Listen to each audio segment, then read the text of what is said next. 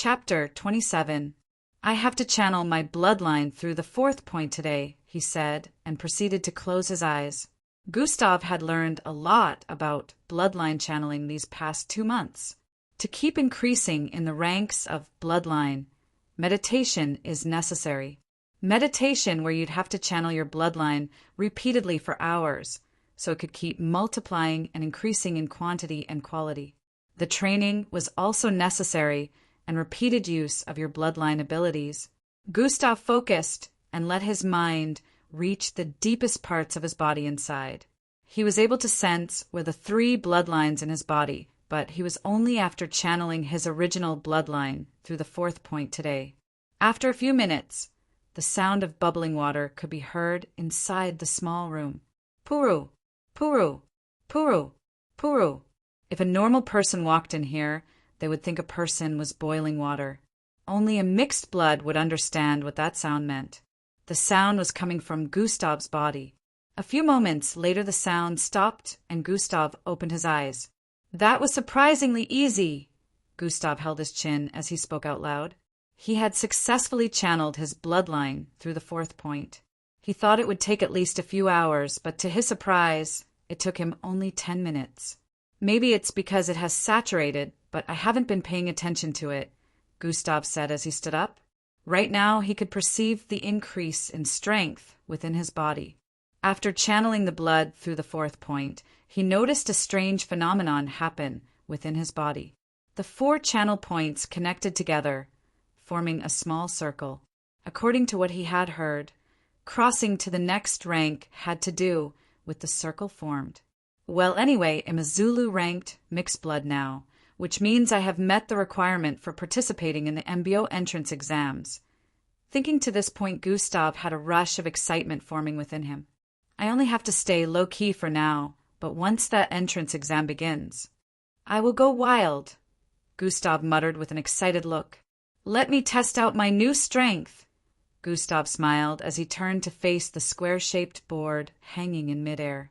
Gustav adopted the pose he used earlier on, arching his arm back to the limit, gathering his strength into that arm, especially his fist, and thrusting it out with full force. Pow! The sound of collision rang out again, this time like a knockout as Gustav's fist collided with the board. Traying, traying, traying, traying. Just like earlier numbers started appearing on the surface of the board. 1,000, 3,000, 6,000, 9,000, 12,000.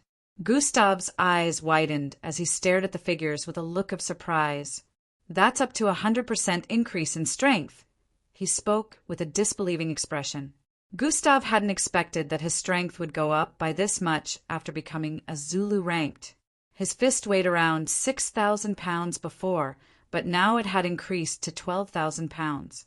He reckoned that if he was as powerful as this when going against Paul the other time, the situation would have gone in a different format. In the process of his contemplation, a notification popped up in his line of sight. Host has completed the goal. Reached Zulu rank. Oh, I had a feeling there was going to be something like this. Gustav stared at the notification with a smile. Goal reward. Host, genetic transformation bloodline has been upgraded. Another upgrade. It should have moved up to D by now. Gustav called for the system interface to open up after coming to this conclusion. Host attributes, skills and abilities, bloodlines, quests, shop. The red wall appeared in his line of sight, and he wasted no time in calling out. Bloodlines, bloodlines, genetic transformation bloodline grade. E+ abilities tied to bloodline frowny face morph, joint movement, size manipulation, beast transformation bloodline grade. E abilities tied to bloodline frowny face, partial, mutated bull transformation. Atomic manipulation bloodline grade. E abilities tied to bloodline frowny face, disintegration of atomic structures. The beast transformation bloodline was that of Paul's, while the atomic manipulation bloodline was that of Ben. After successfully extracting them, they were reduced to grade E. At first, Gustav was a little bit disappointed, but then he remembered he could upgrade bloodlines with this power, so he knew that with time, the bloodlines would reach their highest potential, becoming more powerful than their original state. Gustav stared at the panel with a look of contemplation. So there's a grade E+. He had expected his bloodline to increase to D grade, since it was formerly. My bloodline seems to have unlocked a new ability. Gustav noticed size manipulation, which wasn't among the abilities tied to his bloodline earlier. Last month, after collecting the bloodlines of Paul and Ben, Gustav received the notification for the completion of a hidden quest. Host has completed hidden quest. Hidden quest details. Acquire a bloodline within the frame of 2 months after receiving this power. Quest rewards. New skill unlocked.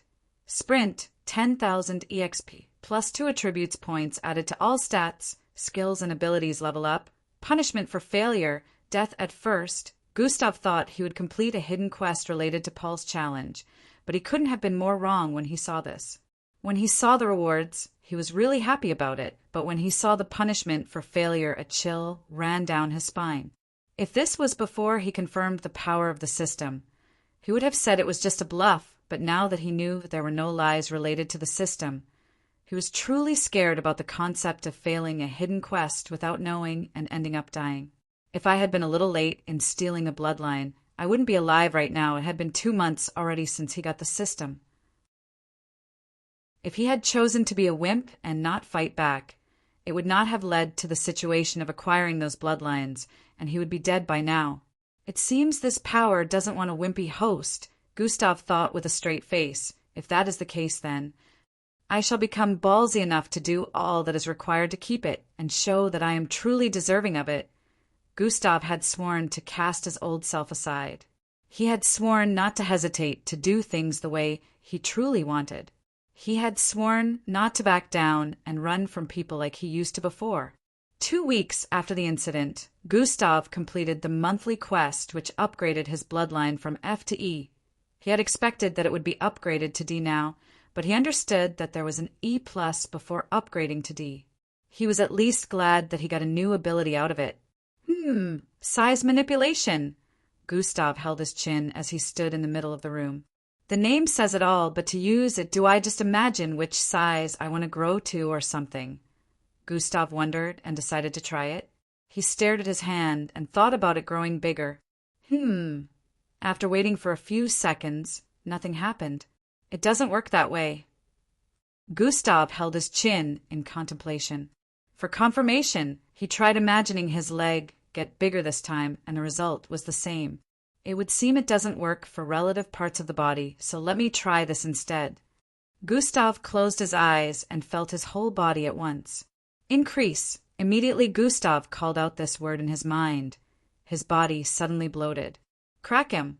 Crake-em. Bone-popping sounds reverberated across the room as Gustav's body grew to a height of over 3 meters.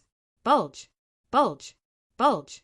His muscles expanded crazily, making him look extremely macho as he kept increasing in size. He could see the floor get farther and farther away from his sight. Bam! His head ended up colliding with the ceiling. Ouch! Gustav exclaimed as he quickly imagined his body becoming smaller, so it would stop growing in size. Gustav's body first stopped growing in size before it started to reduce. After a few more seconds, Gustav had gone back to his original form. That was really something. If I hadn't stopped myself, I probably would have kept growing in size. Gustav stumbled forward a bit as he spoke. What's rowing? He held up his hand and noticed that it was blurred in his vision. Warning. Low energy. Warning. Low energy. Warning. Low energy. Gustav heard the ringing in his head and could see the blurry notification in his line of sight. Even though it was blurry, he understood the message it was trying to convey. I set up almost all my Einrigi Beck use of that transformation? Gustav was barely hanging on as he analyzed. Host will go into sleep mode if energy isn't consumed. Host will go into sleep mode if energy isn't consumed. Gustav's vision was turning red as the warning bells kept ringing in his head. Whichuri do I find Einrigi? Gustav dragged his trembling body forward slowly as he muttered. The storage device. Gustav came to a realization and brought out a small button inside his breast pocket. Chapter 28. He wasted no time before tapping the surface. Truin. A projection of 4 things was displayed. The first was a rectangular-shaped board. The second was a wad of cash arranged in a neat row. The third was a small briefcase, while the fourth was a piece of oven-like equipment. Gustav tapped on the image of the oven-like equipment, and it appeared right in front of him. It was 2 meters in height. He could feel his consciousness fading away, but he still struggled to open up the large oven-like equipment. Upon opening it up, the space within it had foods of different kinds. Snacks, juicy meats, tea. See, Gustav quickly grabbed onto a juicy-looking large piece of meat. He opened his mouth wide and stuffed it inside. Chew, chew, chew, chew. Chewing sounds were heard as Gustav ripped the meat to shreds in seconds inside his mouth. +1 energy point has been recovered. Gustav didn't stop after seeing that notification. There were tons of food inside the oven-like equipment. Gustav brought them out one after the other, and a huge feast began. +1 energy point has been recovered. +1 energy point has been recovered. +1 energy point has been recovered. The way Gustav's cheeks bulged due to the amount of food stuffed and made it look like it would burst open. Nevertheless, he kept stuffing one food after the other into his mouth. Crunch, crunch, crunch. A mixture of bakes, fries, meat, fish. Almost everything could be seen here. Gustav had been keeping a lot of food that he never had the opportunity to taste for almost 10 years. He enjoyed eating a lot and had these foods kept down for easy access, who knew that they'd come in handy today. In a few more seconds, Gustav had neatly finished the stash of food he kept within the large oven-like equipment. Sruv! The doors behind slid up, and a female sporting long gray hair could be seen walking into the room through it. She was clad in a yellow long coat, blue top, and mini skirt with black pop socks. She had a look of indifference written all over her face as walked in gracefully and lightly. Gustav stood up from the floor upon noticing her presence. "Miss Amy?" he muttered while gulping down the food in his mouth. "Hey, we're leave." Miss Amy was in the process of speaking when she noticed something. "Why are you naked?" she questioned while glaring at Gustav. "Huh, naked?" Gustav asked with a confused look before turning his head to look down. Ah. His eyes widened, and he quickly covered his little brother, which was exposed. When he used size manipulation earlier, his uniform was ripped to shreds. He didn't notice at that time that he was naked due to low energy. "Miss Amy, why didn't you knock?" Gustav's face was currently beet red as he stood behind the large oven placed in the middle of the room. "Why would I? I paid for this room after all," Miss Amy stated. "Gustav, why is this place in such a mess?" Miss Amy questioned as she walked further. She noticed the large oven-like equipment in the room and also the slightly cracked ceiling. "Miss Amy, would you leave so I can, put on some clothes?" Gustav asked with a look of embarrassment. "Why? Just go ahead and put on something if you want to. I'm not stopping you." Miss Amy replied with an indifferent look and sat on the bench placed beside the wall. "Gustav, you have forgotten so soon about when you barged into my office. Didn't you also see my nakedness?" Miss Amy added. "Miss Amy, you have forgotten that you nearly killed me." Gustav pointed at himself as he spoke. "And I didn't see everything." He wanted to add this, but he decided to keep quiet. True. If you have the strength, you should come and try to kill me also." Miss Amy folded her arms while staring at Gustav as she proposed. Gustav nearly puked out blood. "She's such a bully." Miss Amy had a straight look on her face. She didn't even look bothered in the slightest. "Well, I will just close my eyes for a few seconds. Use that time to cover your disaster," Miss Amy stated, and proceeded to close her eyes. "Disaster? What does she mean by disaster?" Gustav's face was still red as he quickly picked a cloth from the storage device. In the blink of an eye, he had already worn the cloth. He was now putting on a clean-looking sky blue jeans trouser and a red hoodie jacket. Phew! He sighed in relief after covering up and raised his head to stare at Miss Amy. Miss Amy's eyes were wide opened. Eck, Miss Amy, since when have those eyes been open? Gustav flinched back in shock as his face became red again. Who knows? I already saw your pitiful-looking thumb, so it doesn't matter, Miss Amy replied with a casual look. The way she said it with such aloofness made Gustav want to sink into the floor. Let's go, Miss Amy said, and proceeded to stand up. Go where? Gustav questioned with a dumbfounded look. The dojo, Miss Amy answered without turning around.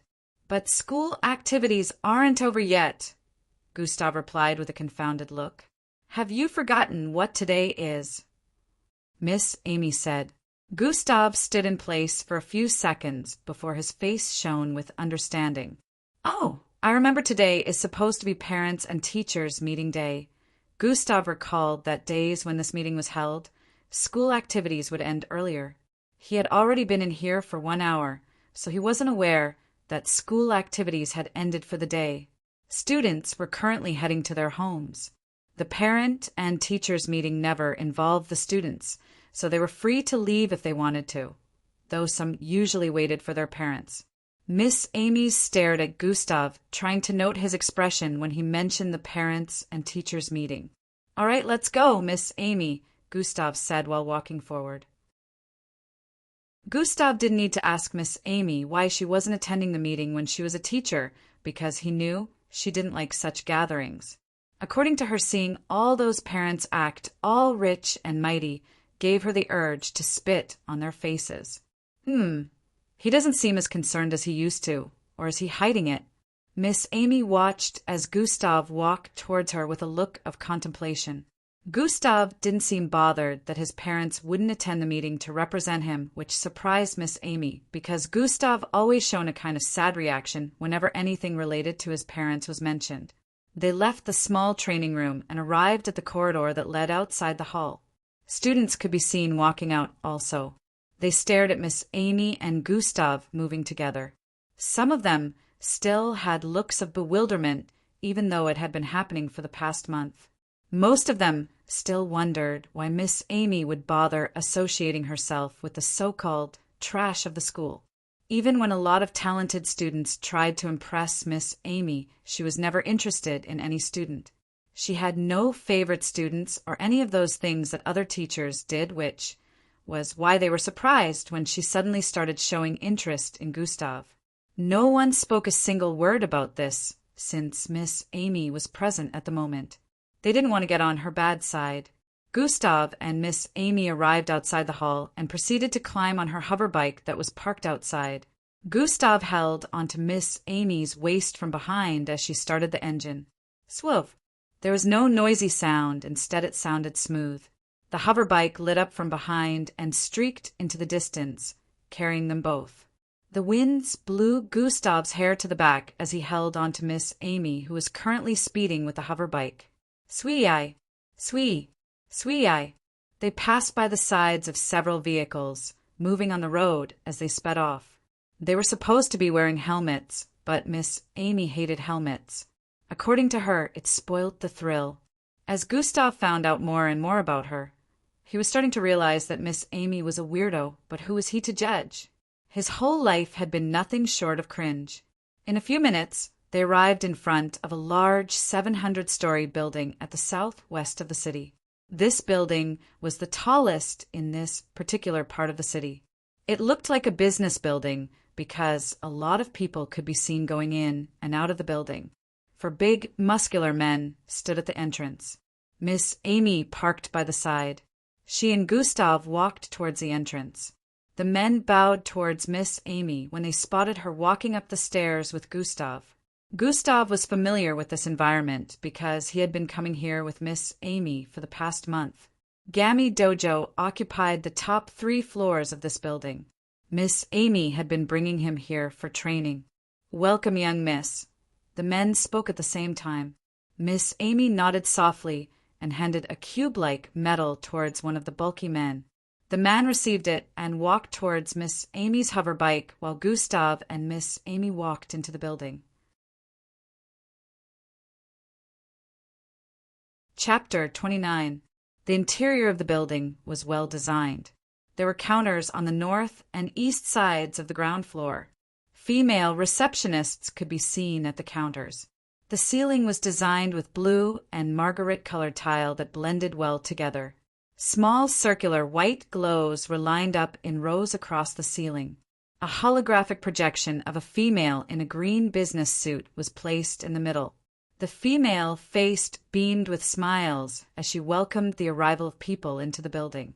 Miss Amy and Gustav headed towards the corridor at the northeast corner of the first floor.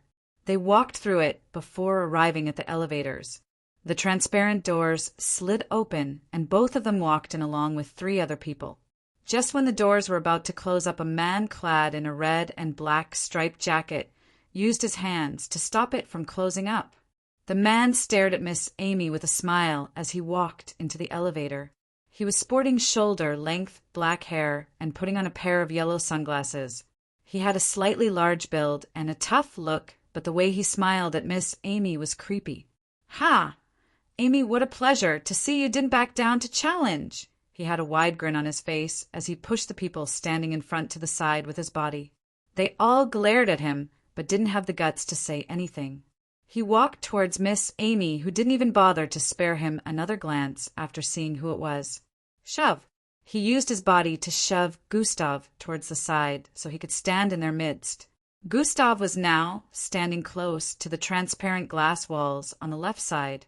After forcefully putting himself in there, midst the man, turned to the side to stare at Gustav with a threatening look. "Brat, prepare to lose today," he said to Gustav before turning back to face Miss Amy on the left. "When he loses, remember our bargain."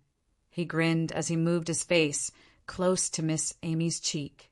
Miss Amy, who didn't speak a word since his entry, finally muttered something as her nose twitched. "Such foul breath!" The man's face twisted upon hearing that, but before he could retort, Miss Amy walked towards the front. "Let's go, Gustav, we're going to use the other one," she said, and tapped on a button which caused the elevator to open up. Gustav nodded and walked towards the glass doors. "He can't win," the man in sunglasses shouted out as they walked out of the elevator. "This foul breath will be what your lips will taste soon," the man's sunglasses stated with a confident look. "We shall see about that." Miss Amy didn't even bother turning around as she spoke. She and Gustav left the elevator to enter the other one beside it. The man in the other elevator gritted his teeth with annoyance. "That brat. I will make sure he is dealt with so I don't see him around you anymore." He spat as the elevator glowed up. A circular blue light descended from above and surrounded them. In a blink of an eye, everyone disappeared. The elevators within these buildings weren't ordinary. They were teleportation elevators that would beam them to their desired floor. Anything that had to do with spatial travel was very expensive, that even a lot of wealthy people couldn't afford it. This proved just how high-class the building was, even though the teleportation elevator was not comparable to teleportation circles. Gustav and Miss Amy entered into the next one. They didn't speak about what happened a minute ago because it was nothing new to them. Gustav reminisced about the last month when he arrived in Miss Amy's office, just as she demanded. "You are the reason for Hung Joe and Ben's condition, aren't you? Also, you killed Paul, didn't you?" Gustav's eyes widened in fear after hearing her questions upon his arrival. His palms started sweating as he racked his brain for excuses. "Don't worry, there's no cause for alarm." "I already knew," she stated with her usual indifferent look. Besides, they deserved the punishment they received. You stood up for yourself, which is a right everyone should possess, but this world is full of discrimination. Without power, you will always be at the bottom of the food chain. Oppression, depression. Miss Amy said with a disappointed look. "Miss Amy, even with that, I still committed a crime. Why would you help me?" Gustav questioned with a baffled look. "Because you finally stood up. You fought back. If you had left them to keep doing to you as they pleased, I would never have stretched forth my hand to assist you. I hate weak-minded people. Being physically weak is understandable, but being mentally weak means you can never be truly powerful. Miss Amy's words kept ringing in his ear, mind, and heart. You took the first step to become powerful. I don't know what luck you have received recently that could have helped you to achieve what you did, but it's all right for you to keep it a secret. After all, everyone has a secret or two. Gustav finally calmed down after hearing Miss Amy's explanation and point of view. I will train you and make sure you learn how to use your abilities properly, Miss Amy concluded with that. Miss Amy, I understand now, and I'm filled with gratitude, but I also understand that nothing comes for free. What would you want in return? Gustav questioned with a slightly tense look. He had read enough books to understand the concept of the world. Oh, it seems you are really hell-bent on repaying me. What I want in return, hee. Miss Amy smiled as she spoke. Gustav's heart rate increased on seeing her smile. Miss Amy has never smiled before. I hope she doesn't plan to turn me into her slave. When the time is right, I will ask. For now, nothing comes to mind, Miss Amy replied as her facial expression went back to normal. Huh. Gustav was surprised at this reply, but he decided to keep an open mind. Even if she wants me to become her slave or make an unreasonable request later, I will become powerful enough to stop that from happening. Gustav was grateful for her help, but he also didn't want to be manipulated. Since that day, Miss Amy had been training Gustav. His usage of strength, speed, and fight skills had improved during the past month. Of course, he didn't let her know that he had other bloodlines within him. He only revealed that his genetic transformation bloodline could increase in grade, which shocked Miss Amy greatly. She told him never to reveal it to anyone if not he'd be turned into a lab rat. Gustav figured he shouldn't have mentioned it after seeing her reaction, but Miss Amy had done enough for him to give her the benefit of the doubt. When Miss Amy first brought him to Gammy Dojo, they ran into the man they just met at the elevator a while ago. John Brown. He was a well-known, powerful, mixed-blood trainer around here. He was also one of Miss Amy's suitors. According to Miss Amy, he had been bugging her like a fly to go out with him for some time. She always turned him down. When he saw Miss Amy bringing Gustav, he approached them again and found out that Gustav was Miss Amy's student. When he questioned Gustav about his bloodline grade, he was shocked that Gustav was an F-grade mixed blood. He never expected Miss Amy to personally train an F-grade mixed blood. Since then, he had been trying to separate Miss Amy from Gustav. He hated seeing Gustav move around with her and also act casual with her. This man happened to also have a female student that he trained in the dojo. He issued a challenge to Miss Amy 2 weeks ago that both students would duel one another. He proposed that if his student won, Miss Amy would get rid of Gustav and go on a date with her. Miss Amy agreed after bringing forth her proposal. When Gustav wins, don't ever come closer than 10 feet around me. The kind of confidence she had in Gustav was really surprising. This was why Gustav made sure he channeled his bloodline through the 4th point today. He also wasn't fond of John Brown and his female student.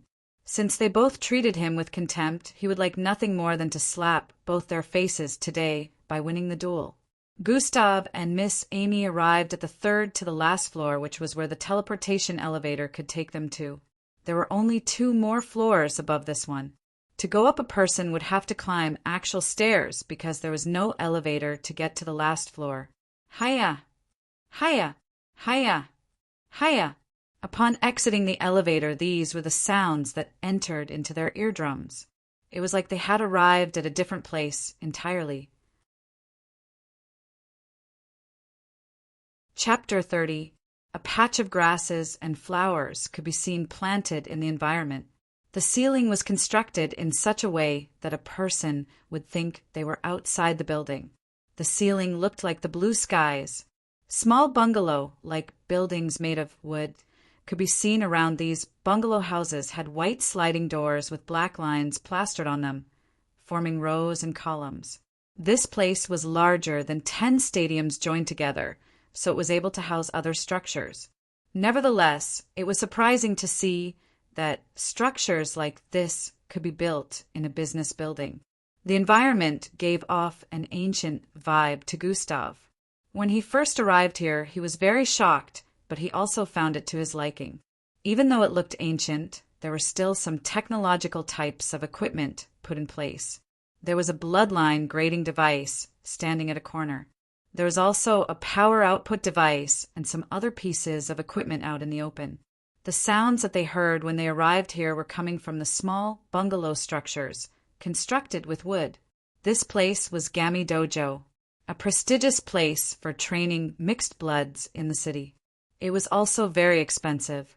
Teachers usually rented one of the buildings to teach their students here extra time. Teachers who did this also charged the parents of the kids, but Miss Amy paid for everything herself. Most of the kids that come here were also spoilt brats, so Gustav had never associated with them since he started coming here. The environment was conducive for teaching mixed bloods and enabling them to learn faster.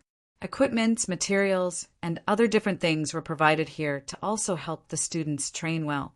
Master mixed blood trainers existed within this building. Miss Amy and Gustav headed towards the stairs. They always had their sessions on the last floor, so that was where they were headed. Anytime a person saw Miss Amy, they would greet her by saying, "Good day, young miss." This sounded like a casual greeting, but they would also give a standing bow while greeting. This made Gustav more suspicious of Miss Amy's background, which she never revealed to him. He figured she must have been coming here for a long time. After climbing the stairs for a few minutes, they arrived at the top floor. Unlike the second and third to the last floors, this floor wasn't crowded or packed with many of those bungalow buildings. They were only about 10 in number, and the atmosphere gave off a soothing feeling. The 3 floors were built using some energy crystals. The energy crystals helped mixed bloods in meditation, especially to channel their bloodline faster. The higher the floor, the better the service. Miss Amy and Gustav went towards the dojo on the east side. The design was pretty luxurious, and beautiful flowers could be seen surrounding it. They slid the doors to the side and walked in. The interior was just like how a dojo would look, but it was mixed with both modern and ancient types of equipment. It had a weapon rack at the side where katanas, sabers, and some combination of a sword and gun could be seen. The floors looked wooden, but the truth is they are harder than titanium, yet still soft to the feet. Miss Amy went into the changing room. Gustav walked up to the front where some weights could be seen. There were blue-colored steel weight lifting plates placed on both sides of the rods, also some other steel weight lifting plates stacked upon each other by the side. They were in different sizes, but Gustav moved closer to one carrying about 6 weight plates on both sides. Gustav held his chin as he thought of something. "I haven't completed today's task," Gustav muttered and proceeded to squat. He placed his right hand on the metallic rod holding the weight plates and lifted it. Gustav lifted it with ease, carrying it above his head. The last time he came here, he couldn't lift this weight because it weighed more than 1,000 kilograms. He opened the system interface as he did this to check his progress quests. Daily today's task 1/3. Travel 120 kilometers status 116/120 km. Climb to a height of 806 meters status 806/806 m. Carry a total of 2,450 kilograms status 1,200/2450 kg. Gustav purposely didn't lift anything today, just so he could figure out how much this weighed, so he could use it to calculate his current strength. 1,200 kilograms. I don't feel sore, but also I can tell that if I add more plates to this, it would only struggle to lift it after some time. Gustav lowered it. Let me see how fluid I can be with this. Instead of lifting it normally, Gustav held it like a baseball bat. The only difference was he was still holding it with one hand. Swing, swing, swing, swing, swing. He swung the weight several times casually. After doing it more than 10 times, he stopped. I can probably go 50 more times before my stamina runs out. Gustav's reason for doing this was to properly gauge his current level of strength. Daily task completed. 2/3 carry a total of 2,450 kilograms as he was dropping the weight back to the ground. Miss Amy walked out of the changing room. She was dressed in a butter color and red yukata. Butter color for the top and red for the bottom, reaching her feet. Her aloof expression added a certain kind of charm to her current look. Also, her cleavage was partly exposed, proving that Miss Amy wasn't small in any way. She stared at Gustav, dropping the weight. "Oh, you can lift that now. Did you already channel your bloodline through the 4th point?" Miss Amy figured it out immediately. Gustav nodded in affirmation. "That's quite a big leap in strength," Miss Amy stated with a contemplative gaze. "I doubt there's a Zulu-ranked mixed blood that could easily lift that without having a kind of strength-related bloodline," Miss Amy added. "I'll take that as a compliment, Miss Amy," Gustav smiled as he replied. "Strength isn't everything, though. Always remember a well-skilled mixed blood can easily deal with a mixed blood who doesn't know how to use their strength properly," Miss Amy stated before turning around. "Do not fear the man who has practiced 1,000 techniques only once. Fear the man who has practiced one technique 1,000 times. Miss Amy's method of complimenting me is really weird." Gustav sighed after hearing Miss Amy's speech, even though he knew it was right. "I have been training you on your areas of weakness. Highly predictable attacks and movements, leaving too many openings after completing an attack. If you want my compliment, let me see the fruits of your training today. Go get dressed," Miss Amy said as she walked towards the door. Gustav nodded and walked to the dressing room. In about 2 minutes, he came out wearing the same clothes as Miss Amy. The both of them walked towards the west side of the floor where a large stage that was half the size of a basketball pitch could be seen. Some people stood around the stage area, mostly young people who seemed to be around Gustav's age. 2 buff men wearing green yukatas also stood to the right. A man and a young female stood on the stage. He and the female were dressed in a yellow and red striped yuka. The female was sporting green back-length hair. She was a 53 beauty, but her gaze was laced with pride. The man started smiling once he saw Miss Amy approaching. This was the same man that they met at the first elevator, John Brown.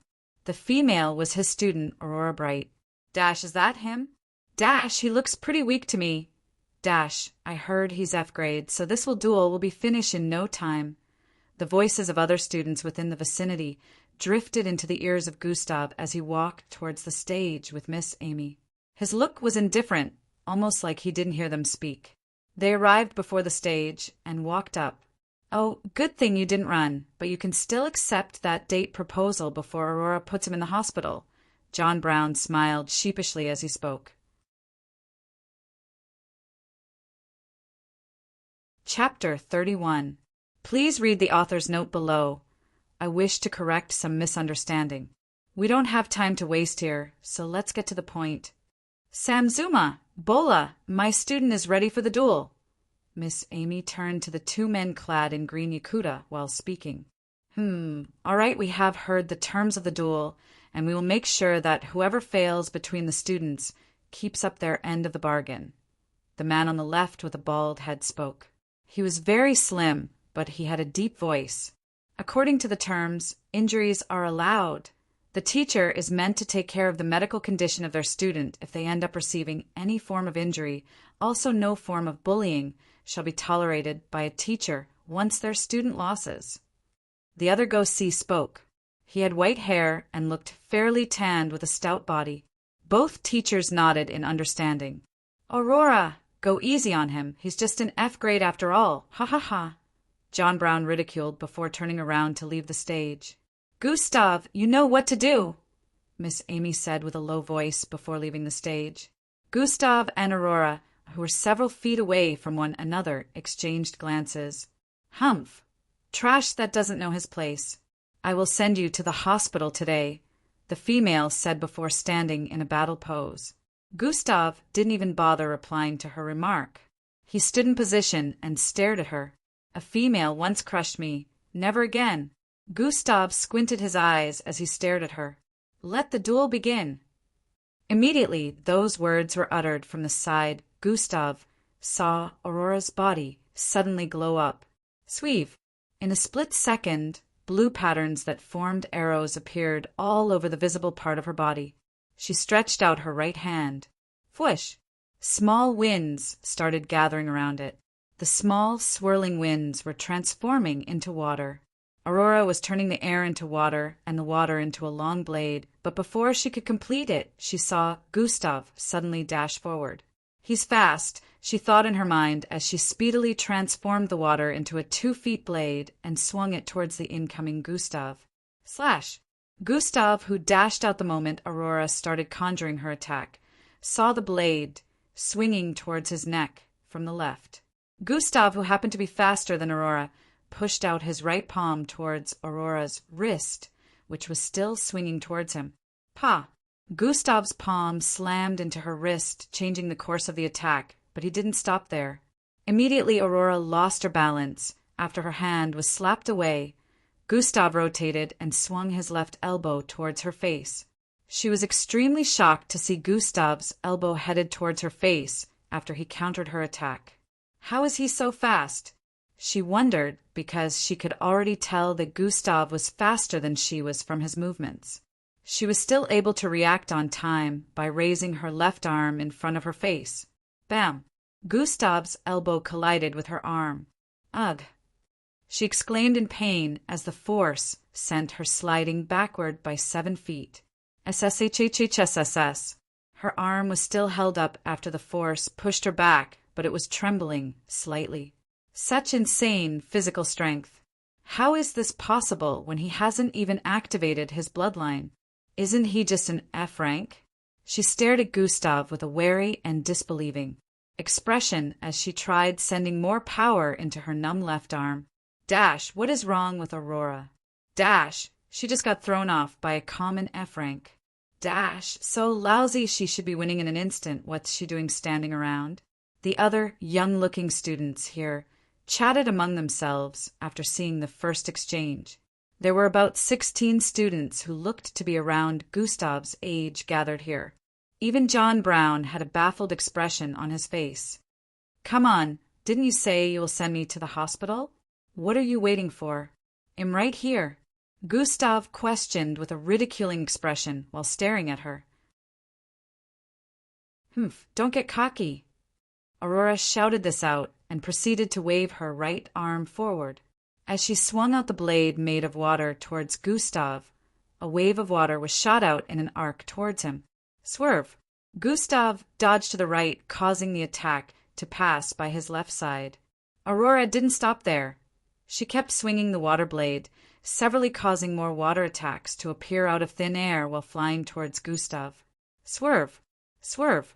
Swerve! Swerve! Swerve!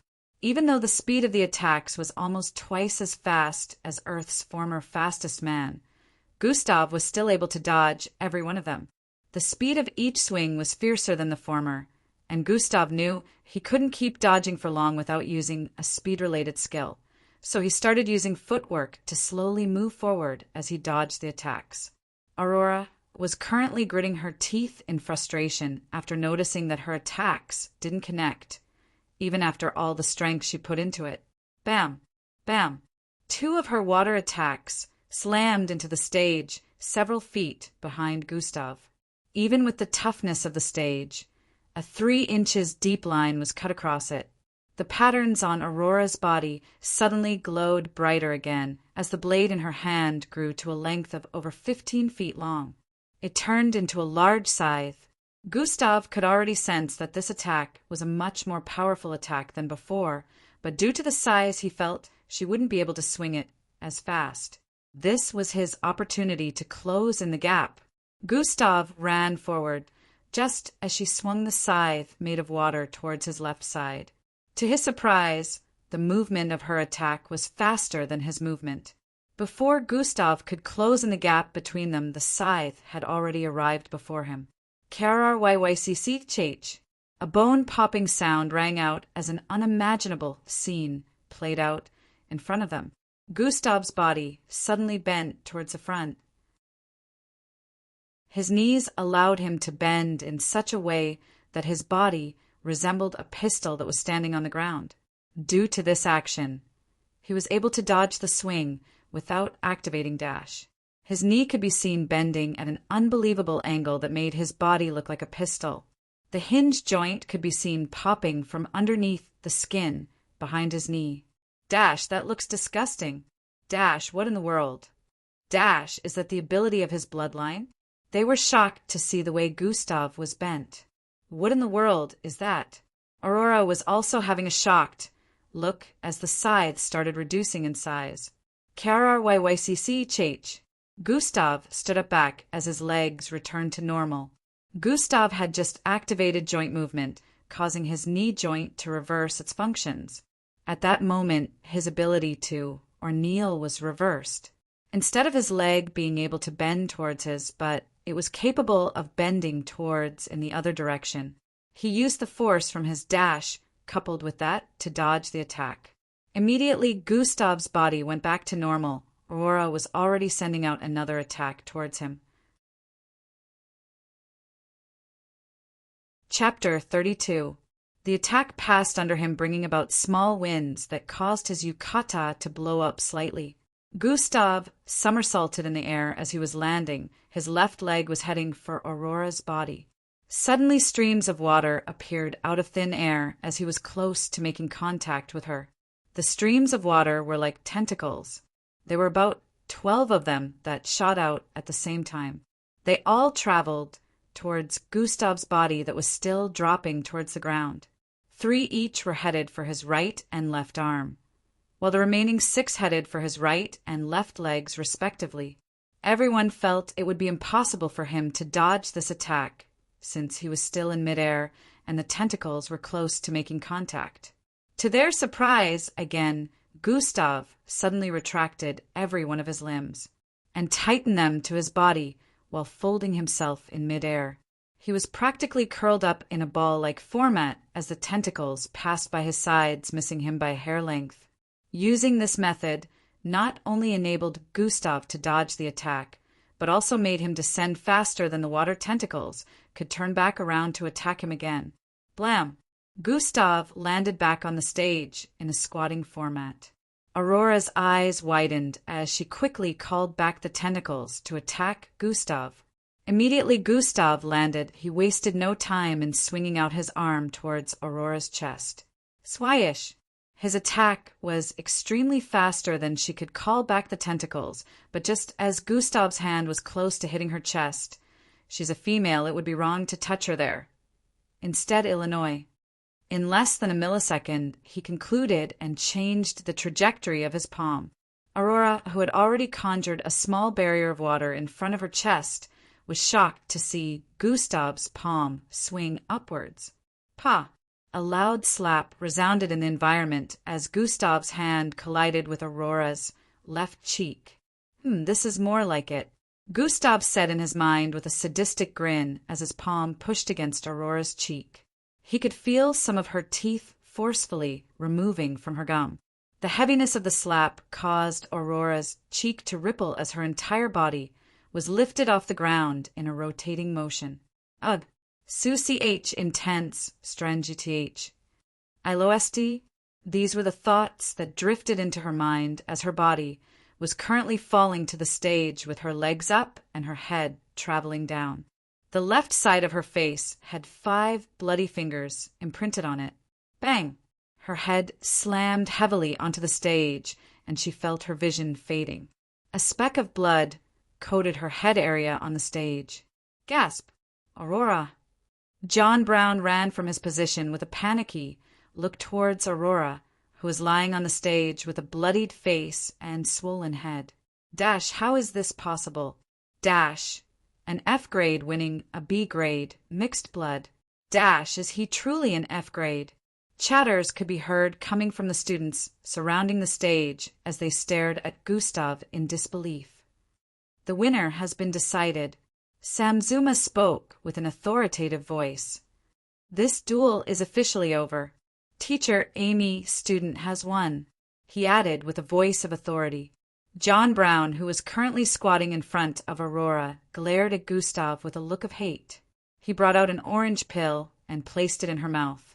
Aurora, who had a red face earlier on, slowly started to regain her former look. Her swollen head that slammed onto the stage started to reduce. The bloodiness on her cheek slowly started to return to its normal color. She could feel her teeth that were uprooted from her gum due to the intense slap slowly grow out once again. In a few seconds, she was healed completely. She opened her eyes properly as she recalled everything that happened a while ago. She was feeling an intense amount of humiliation right now. "There's no way I could lose to trash like you. You're just an F grade," she shouted out with a look of hate as she glared at Gustav, who was currently standing on the stage. Pitiful. Gustav uttered these words before turning around to leave the stage. "You low-life fight me again," she shouted out as she stood up and ran towards Gustav. "Teacher Brown, control your student." The man with the bald head spoke. John Brown quickly held her back before she could move further than 3 feet. "You're just asking for another round of humiliation. Frankly, you're not worth my time since I can't do that." Gustav's voice streamed into her ears, filling her with intense frustration, but John Brown held her back firmly. "Ah, if only I could steal a B-grade bloodline. Maybe I would have indulged you a little bit more." Gustav sighed in his mind as he walked off the stage. Now, in accordance to the terms before this duel commenced, Teacher John is not meant to come closer than 10 feet to Teacher Amy. Failure to hold up to the end of this bargain will result in a permanent ban from entering Gammy Dojo. Bola spoke with an authoritative look. How could this be? It's a shame to high-graded mixed blood toy. The dissatisfied voices of the students could be heard around the stage. "You did well," Miss Amy said with a smile as Gustav walked towards her. Gustav smiled back and stood in front of her. Such level of strength from a first-step Zulu ranked is unheard of.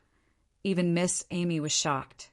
She had expected Gustav to win, but this was far too easier than she expected. "Looks like the MBO entrance test will have a monster participating," Miss Amy thought as she stared at Gustav. "Miss Amy, can we leave now?" Gustav questioned after noticing that Miss Amy didn't say anything else after speaking the first time. "Yes, let's go." She turned around while Gustav moved to her right side. "Wait." One of the students shouted out. Miss Amy and Gustav turned around to see who spoke. It was a young male sporting green hair with a slim and slightly tall figure. "Supervisor Samsuna, Supervisor Bola, please allow me to take back our pride as B-grade mixed bloods." The male spoke before shouting out, "Gustav, I challenge you to a duel." Oh my, Masuba can't seem to hold back. Gustav's humiliation is certain, now that Masuba has challenged him. Trashy F-grade needs to be put in their place. The chatters of the students could be heard again. "Masuba, a duel cannot happen without agreement from both sides," Samsuna spoke. "Gustav, accept my challenge if you dare." Masuba shouted out after hearing the words of Samsuna. Gustav stared at him for a little while before turning around once again. "I refuse," Gustav said, and proceeded to keep walking away with Miss Amy. Everyone was dumbstruck. They had expected Gustav to agree to it immediately, since boys of their ages tend to get provoked easily. "You coward! Do you not have any shame? Accept my challenge." Masuba shouted out to Gustav, who was walking away with Miss Amy. Chapter 33. Trying to use such unintelligible means to provoke me won't work, since not only would I easily defeat you, I would also get nothing out of it. I have better things to do with my time," Gustav stated from ahead without even turning his back to look. Masuba gritted his teeth in annoyance after hearing that. "What if you could get something out of it? Can we make a wager?" Masuba shouted out. This time Gustav finally paused his footsteps. Although I can't steal his bloodline, there are things I still need and he can provide them. Gustav smiled as he turned around. A wager sounds good to me, Gustav answered and started walking towards them once again. After a few minutes, Gustav and Masuba stood opposite one another on the stage. Since I don't want to waste time, I might as well end this as soon as possible, Gustav thought internally as he waited for Supervisor Samsuna to give the go-ahead for the duel to start. Masuba stared at Gustav with a wary look. After the fight earlier, he could tell that Gustav wasn't one to be trifled with, yet he couldn't bear the thought of an F grade winning against a B grade. He must have a high amount of strength. If that's the case, I shall not let him get close to me, Masuba analyzed and came to a quick conclusion after replaying the last duel in his mind. What he didn't know was Gustav wasn't putting everything into winning because he decided not to use any speed-related skill earlier. Which is the best to use in this situation? Dash is slower than sprint, but sprint takes more energy points. Only if I don't end the duel on time, so sprint it is. Gustav came to this conclusion. Immediately Supervisor Bola decided to speak. Let the duel begin. Sprint activate. Gustav called out in his mind. Sprint has been activated. Host speed will be multiplied by 2. 20 energy points will be expended for every second sprint is activated. Dash. Immediately Gustav activated. Everything slowed down around him, including Masuba that was currently trying to conjure an attack with his abilities. Gustav smiled and dashed forward. Swoosh! In an instant, Gustav had closed in the gap between them and arrived in front of Masuba while throwing out his fist. You're not a female, so I have no qualms with hitting you on the chest, Gustav thought as his arm traveled with intense force towards Masuba's chest. Masuba only saw a blurry figure appear before him with an outstretched fist. He had not even conjured his attack. The duel only started a second ago, and yet he could only watch as the fist made contact with his chest. Bang! Gustav's fist collided with Masuba's chest, causing a loud bone cracking sound to ring out. Blarg! Masuba vomited out a trail of blood as his body traveled in midair with his back arched out due to the force of the punch. How do es and Fgerde have teaches much stringth? This was Masuba's thought process before landing on his back just a few centimeters outside the stage area in front. Plop! Masuba's eyes rolled to the back as he fell unconscious. He kept vomiting out blood even after fainting. Deactivate sprint, Gustav called out in his mind. Sprint has been deactivated. Silence. There was total silence as everyone stared at the stage area with their jaws hanging loosely from their mouths. What they had just witnessed was something unbelievable. Something that no one would believe if they didn't see it with their very own eyes. An F grade defeated 2 B grade mixed bloods in less than 30 minutes. The second, mixed blood, did not even last for up to a second before the battle ended in his loss. Everyone couldn't process their thoughts. Even Miss Amy had a shocked look on her usually expressionless face. That outburst of speed is not something a Zulu ranked should not be able to achieve. Miss Amy stared at Gustav with a look of suspicion. Gustav stood on the stage with a look of contemplation. I haven't used it before, but it is very satisfying. Except for the amount of energy it consumes, Gustav thought. Originally, his punch wouldn't send a Zulu-ranked mixed blood flying more than 3 to 7 feet away, but after coupling it with his speed multiplied by 2, the punch packed twice as much force. Masuba ribs and sternum were currently fractured due to the punch. Gustav wins this duel. After many seconds had passed, Supervisor Bola finally broke the silence. Everyone came out of their reverie, but still stared at Gustav with a look of astonishment. Dash! How did he manage to defeat Masuba in a single second? Dash! Maybe he's a step 4 Zulu ranked in disguise? Dash! How is this possible when he's just F grade? The students could not wrap their heads around what had just happened. Aurora had widened eyes as she watched Gustav walk down the stage. Doesn't this mean he was holding back when he fought me? It was hard to believe for everyone, but they had no choice since they had seen it happen before their very eyes. Supervisor Samsuna walked towards Masuba that was on the ground and raised his head before putting an orange pill in his mouth. Masuba, who had a pale face earlier, began to heal up back, little by little. Mixed bloods could have battles like this because they were tenacious enough to survive even though they received a fatal injury. If this was a normal person, Gustav's one punch would have ended their life in an instant.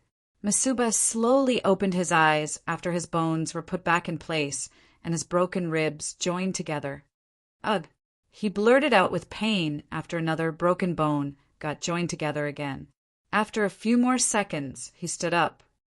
Remember our wager. Now hand it over. Gustav shouted out from the other end of the stage. Masuba had a dejected look as he took out a small blue cube and walked towards Gustav. Here! He handed the cube over to Gustav. Gustav collected it with a smirk on his face. Your donation is appreciated, Gustav said after collecting the cube. He turned around to leave with Miss Amy. Hey! Masuba called out to Gustav with a hesitant look. Gustav paused in his steps as he turned his head to the side to stare at Masuba. Can we put everything behind us and become friends? Masuba proposed. Gasp! The rest of the students gasped in surprise, even though they understood what Masuba was aiming at. Friends? Gustav questioned with a confused look. Yes, friends, my father is chief of. Before Masuba could complete his statement, Gustav cut him short. You want to be friends with an F-grade trash? Gustav questioned him with a ridiculing look. No. I mean yes. I mean no, you're not trash, but yes, I want to be friends with you. Masuba stuttered while answering the question. No thanks. Trash doesn't want to be friends with you. Gustav turned him down and immediately turned around to continue walking. Everyone was surprised once again. Did he just turn Masuba down again? Everyone knew how Masuba's father was the chief of police in Plankton City. There was no one who wouldn't want to befriend him. Yet he was turned down by an F grade. Masuba had a look of humiliation as he watched Gustav leave with Miss Amy. Friends? Ha ha ha, who needs that? This was Gustav's thought process as he walked towards their training room alongside Miss Amy. He stared at the blue cube in his hands with looks of greed visible all over his face. Gustav, what do you plan to do with such an amount of money? Miss Amy questioned. In the duel earlier, the wager was 50,000 rad would be given to Gustav by Masuba if he won, while if he lost, Masuba demanded that Gustav bowed to him whenever they crossed paths. Miss Amy wants some money, maybe? Gustav said with a playful tone. You cheeky little brat, you're becoming arrogant after winning, eh? Miss Amy said, and proceeded to knock Gustav's head. Ouch! Gustav held his head as he exclaimed in pain. It's all right if you don't want to say. Miss Amy added with a look of understanding. I plan to be independent. Gustav stated after a few seconds of silence. Chapter 34. It's all right if you don't want to say. Miss Amy added with a look of understanding. I plan to be independent. Gustav stated after a few seconds of silence. Miss Amy turned to the side to stare at him. Independence? She questioned. Yes, Miss Amy. I don't want to keep staying in a place where I'm not wanted, Gustav replied. Miss Amy had a contemplative look on her face after hearing Gustav's reply. So where do you plan on going? Miss Amy asked. I've made my research, and now that I won this duel, I have enough money to rent an apartment, Gustav answered with a look of anticipation. That's not a bad idea since you're already of legal age, but it might also be a waste to rent an apartment right now, Miss Amy said as they came to a pause in front of their dojo. In this time and age, the legal age for humans, Slarkovs, and mixed bloods was 16 years. At 16 years, a person would be considered to be an adult, and right now Gustav was already 17. What do you mean, Miss Amy? Gustav questioned with a confused look. In the next 4 months, the MBO entrance test will be holding. If you can pass and get picked to enter the MBO training camp, You won't require accommodation or feeding, since the government will provide this for you, Miss Amy explained. She could understand where Gustav was coming from with his decision, but she felt it might be a waste for him to rent an apartment, only to leave it after 4 months.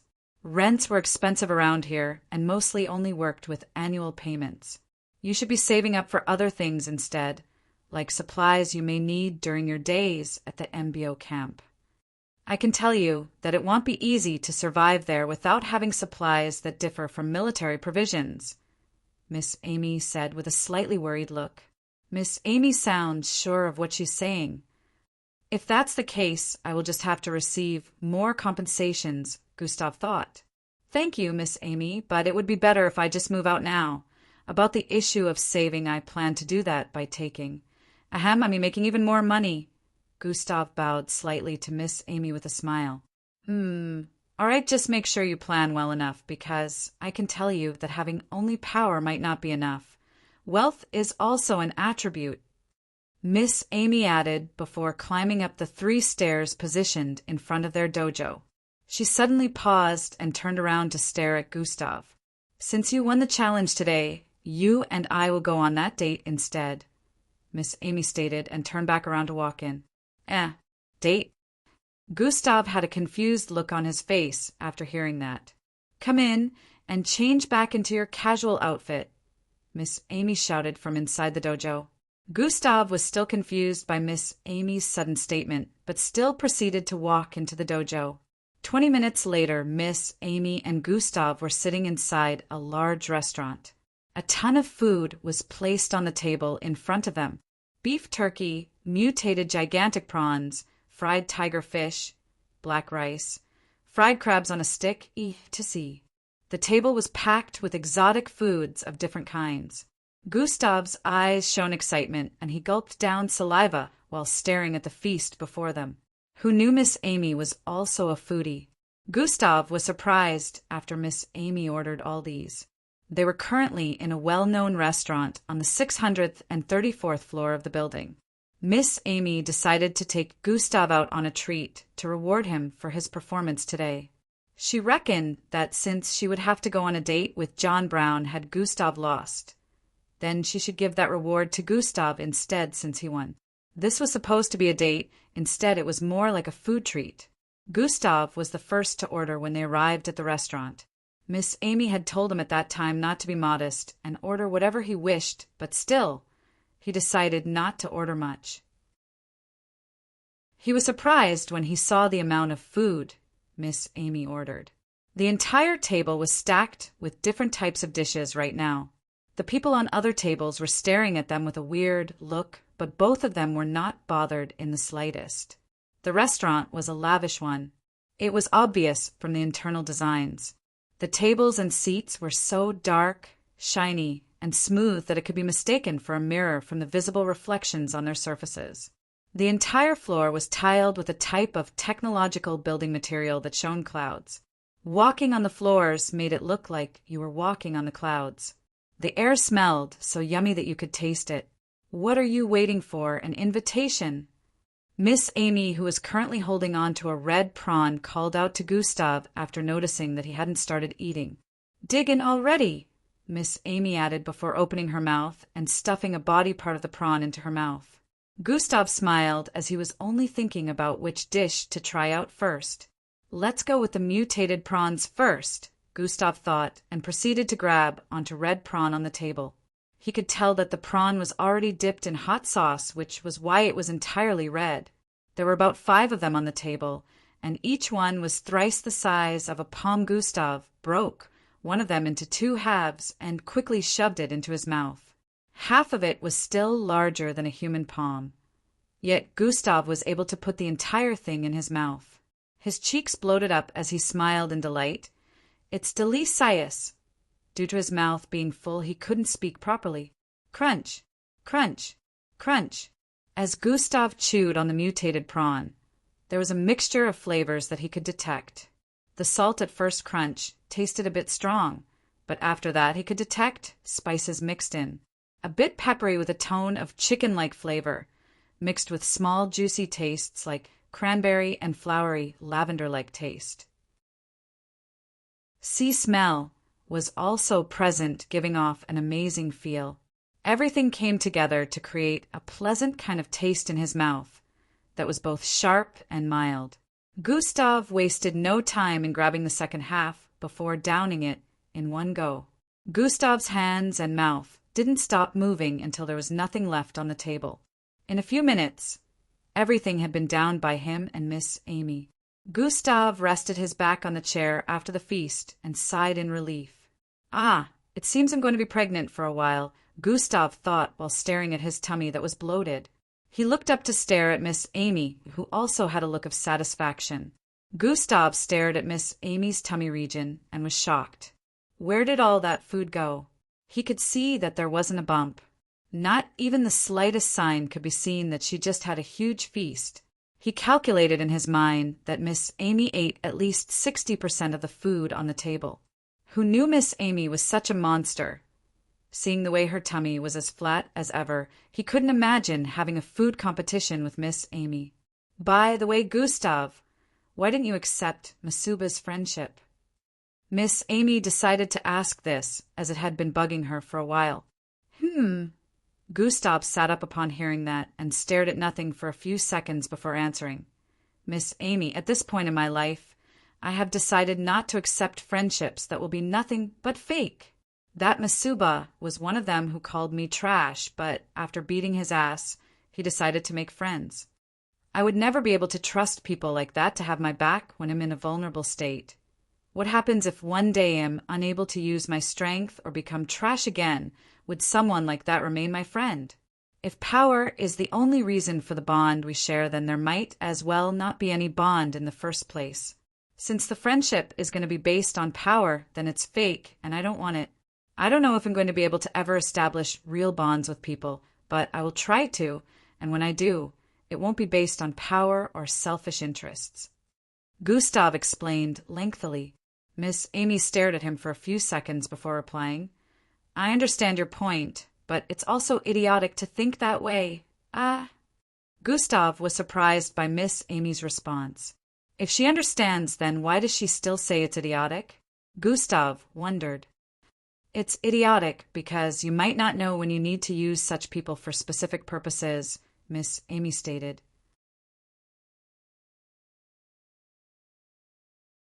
Chapter 35. Gustav was still staring at her with a dumbfounded look. "I'm not asking you to be friends with them. You can just be some sort of accomplice or acquaintance to them, and use them when you find yourself in a sticky situation that power might not be able to solve.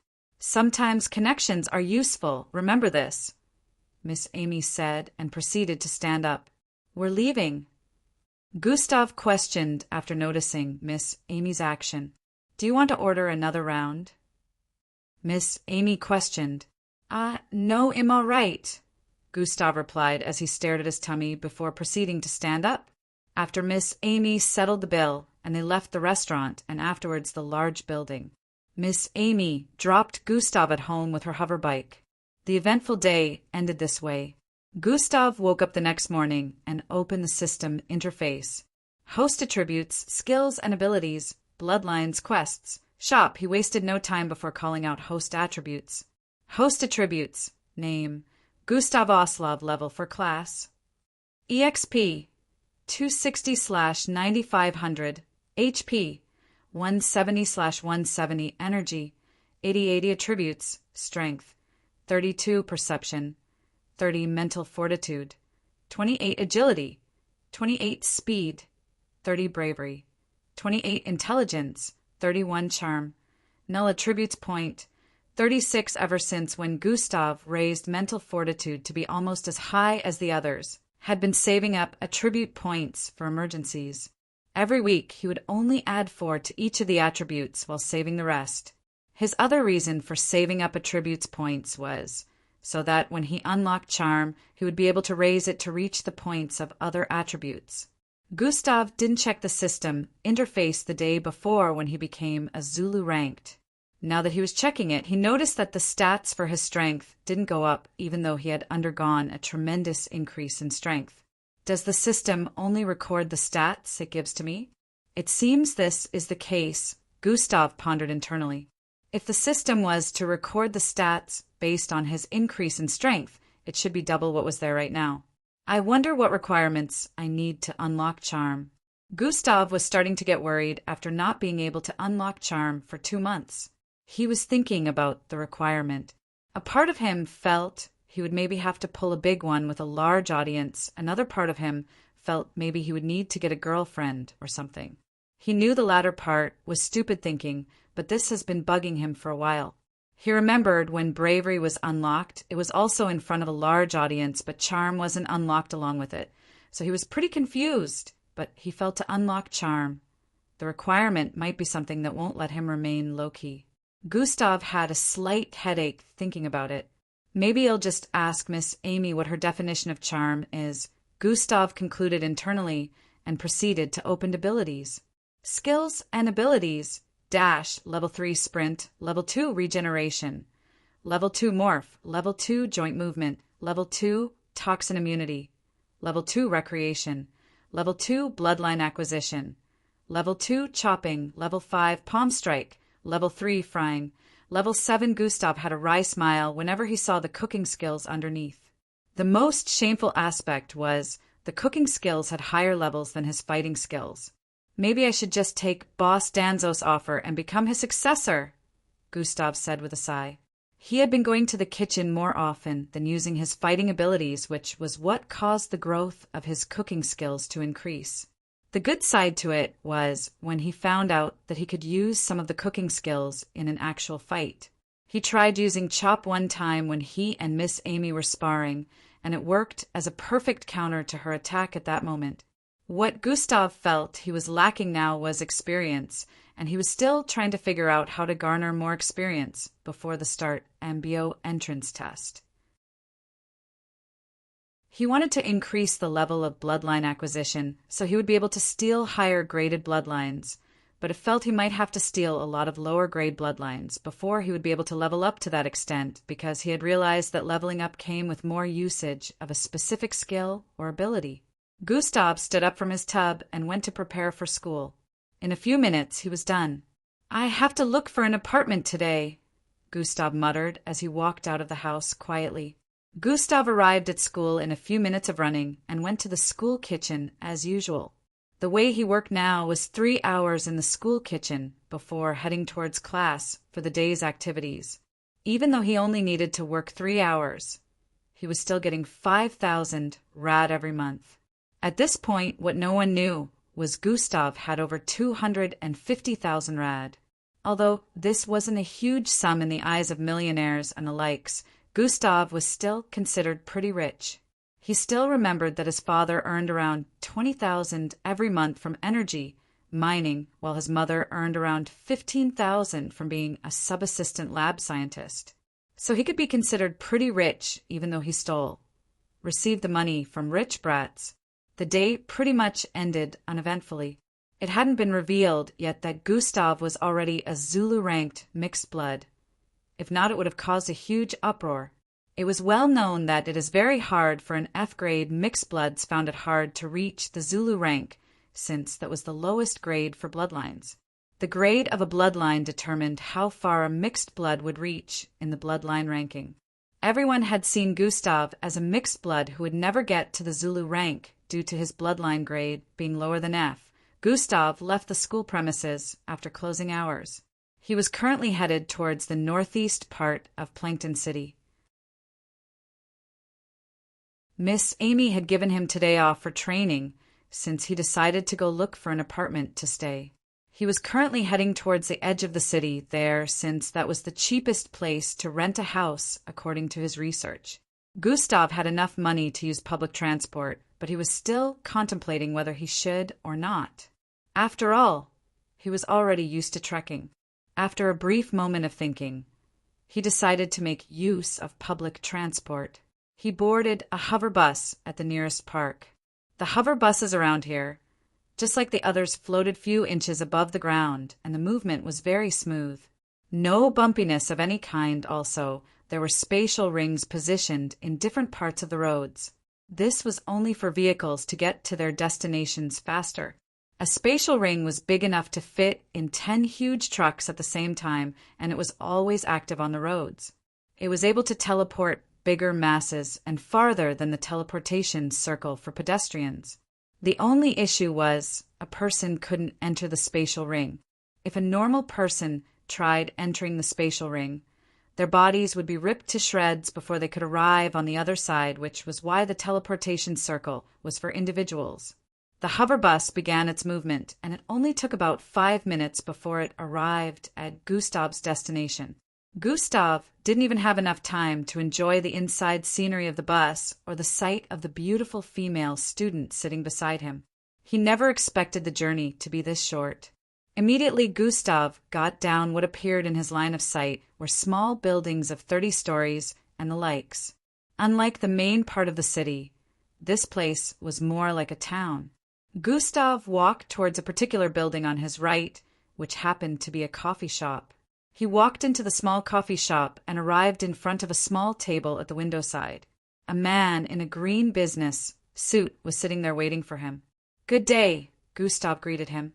"Good day, can I help you?" The man asked politely. "I am supposed to meet a certain Mr. Kalu here," Gustav replied. "That's me, and you are?" The man replied and also asked again. "Gustav." Gustav replied with his name. "Oh, Mr. Gustav, nice to meet you." The man stood up and reached out his hand to shake Gustav. Gustav returned the handshake with a slightly surprised expression. I had expected he would freak out upon finding out that it was a kid, Gustav thought, and proceeded to sit in front after the exchange of pleasantries. This man happened to be an agent Gustav contacted earlier on through Miss Amy. He was the one who would help Gustav get an apartment around here. Gustav had expected some kind of attitude when the agent met him, but he was surprised to meet such a polite person who didn't even flinch after finding out that he was meeting up with a kid. The both of them started discussions on the kind of apartment Gustav would like to rent. After Gustav mentioned his preferences, Mr. Kalu brought out a device that projected the looks of different apartments. Gustav only needed to touch the projection to zoom in on a particular apartment. After checking through several of them, Gustav finally made a choice. "I think I'd like this one," Gustav said while pointing at the apartment displayed on the projection.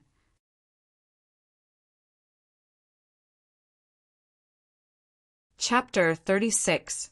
After Gustav picked an apartment, the agent, Mr. Kalu, took Gustav to where it was located.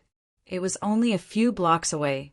This was the edge of the city, so Gustav could see the outline of a sparse forest behind this residential area, with a well-structured road in the middle that led to the city borders.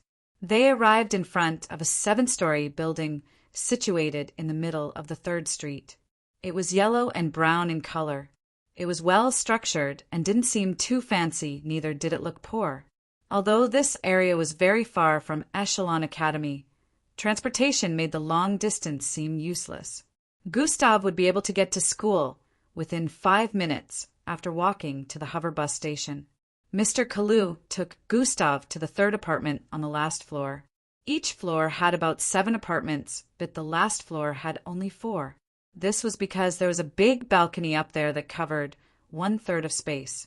The apartment Gustav was about to rent was just beside the door that led to the balcony. The agent took him into the apartment and showed him how every room looked. The apartment had 2 rooms with a kitchen and a living room that was big enough to house up to 50 people. It was really well spaced. Gustav walked from room to room, inspecting everywhere with a satisfied expression. Even though there was 1 extra room than he expected, he still wanted to go ahead and rent the place after finding out the price. 50,000 rad? Gustav asked Mr. Kalu. "Yes, Mr. Gustav. Is something wrong?" "We can bargain for it if you feel it's too expensive," Mr. Kalu proposed. "Oh, so the price can still go lower than this?" Gustav was pleasantly surprised, as he had been expecting it to be expensive than this. "Well, how about I pay 40,000? Gustav decided to try out his luck. Mr. Gustav, 40 is a bit lower than the bargain range. Can we get it up to 45,000? Mr. Kalu asked with a wry smile hung on his face. Gustav still wanted to bargain a little bit more, but he remembered that Mr. Kalu had been nice to him since the start, and also at this time he had enough money to spare, so he decided not to drag it any further. All right, then 45,000 it is, Gustav agreed with a smile. The transaction was done in cash, since Gustav didn't have a bank account. Mr. Kalu was shocked that at Gustav's age he didn't have a bank account, but he was lenient enough to accept the payment in cash. This made Gustav add another activity to his to-do list, opening a bank account.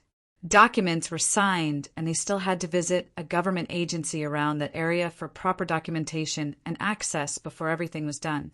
Around 5 p.m., they were done with the process, and Gustav was given the key to the apartment. Mr. Kalu left after a brief talk with Gustav about some other rules of staying in the vicinity. Gustav stood in the empty apartment with a smile on his face.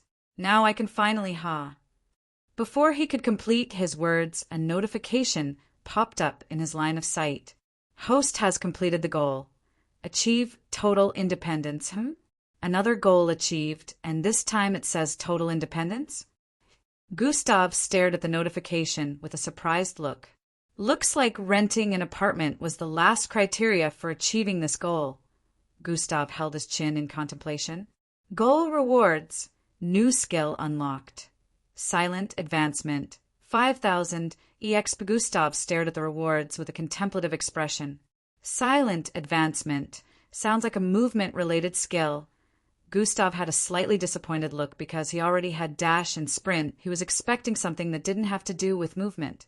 I'll need to test this later, Gustav muttered and proceeded to open host attributes on the system interface. Host attributes. Name. Gustav Oslov level for class. EXP. 5260/9500 HP. 170/170 energy. 80 attributes. Strength. 32 perception. 30 mental fortitude. 28 agility. 28 speed. 30 bravery. 28 intelligence. 31 charm. Null attributes point. 36. Gustav nodded after seeing his XP increase. Around 4,000 more to go. He muttered softly. The rate at which I'm getting EXP is really slow. Apart from the daily tasks that give me up to 50, the weekly and monthly quests I completed, and the goals, there should be another way to get more EXP, Gustav pondered. He remembered when he was making more research about Earth's old days video games. Monsters would have to be killed to get EXP, but this wasn't a game.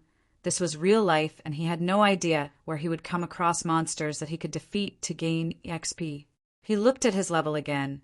Only moving up 3 levels in 2 months is not a good pace.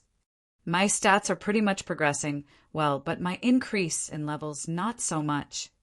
I'm like what those old gamers would call a noob. I need to find a way to farm more EXP, if not it will take a long time for me to unlock shop function, and that class thingy. I'm sure that also has to do with levels. Gustav closed the system interface after a long contemplation on solutions. He stared at the empty apartment. Time to go shopping for home materials. Gustav smiled and headed out. He was still new to this area, so when he got outside the building, he had to ask around for the closest stores. He walked past 3 streets before arriving at a place where several stores could be on the right and left sides. This place was like a local trading area. Gustav looked around before finding a store, the dealer with installments and home appliances. Gustav walked into the store, which was still didn't have a lot of customers at the moment. There were rows of gadgets and appliances beautifully arranged within the small store. Gustav could see projector bulbs that were a modern replacement for television sets. There was the web board, which was a modern replacement for computers. The entire store was packed with different kinds of gadgets and home appliances. Gustav wasted no time in selecting the ones he wanted. At first, the store owner wanted to send him out when he noticed there was a student in school uniform parading around his store and picking different things, but when Gustav brought out a wad of cash, the store owner swallowed saliva and became very polite. He personally showed Gustav around the store, helping him to pick up his Desires appliance. Seeing the way money made the store owner become humble Gustav decided to use him more to his satisfaction. Gustav told the man he wouldn't be able to get everything he bought down to his apartment because they were too heavy for him, and he also needed to buy more things in the other store beside them. At first, the store owner wanted to say Gustav had to find a way by himself, but Gustav threatened to go to another store to get what he needed if the store owner decided not to assist him. Seeing that he was going to lose quite a sum if Gustav decided to go elsewhere, the store owner had no choice but to help. He first called 2 of his male workers to help, but it still wasn't enough, so even he had to assist. They left the store and headed for Gustav's apartment. Each person was carrying about 3 cartons where the goods were kept. They nearly cursed out loud when they found out that Gustav was staying on the 7th floor of a building without an elevator. They would have to carry the goods that high. Normally Gustav would be able to use the storage device to keep these goods, but he wanted to punish the store owner for almost sending him out earlier. Somehow the store owner turned out to be a chubby man with a pregnant woman kind of stomach. "I'm only helping you exercise." Gustav erased any form of guilt he felt after staring at the store owner, who was currently sweating buckets. Several minutes later they arrived at the top floor and took Gustav's purchases to his apartment. After this, Gustav headed to another store to get other things like cushions, mattresses, wooden structures like reading tables and shelves, etc. Unlike before, Gustav carried all these things back to his new apartment by himself. He was using this to complete the daily task. While he was moving to and fro, people in the neighborhood had been staring at him an intriguing look. His face was unknown around here, so it was pretty much expected. He finally brought the last equipment he needed and was headed towards his apartment with a large box in his hand. He got to the front of the building and was about to head towards the stairs when someone called out to him from the side. "Hello, are you the new person who stays in apartment 48? It was a soft feminine voice. Gustav turned to the right to stare at who had just spoken.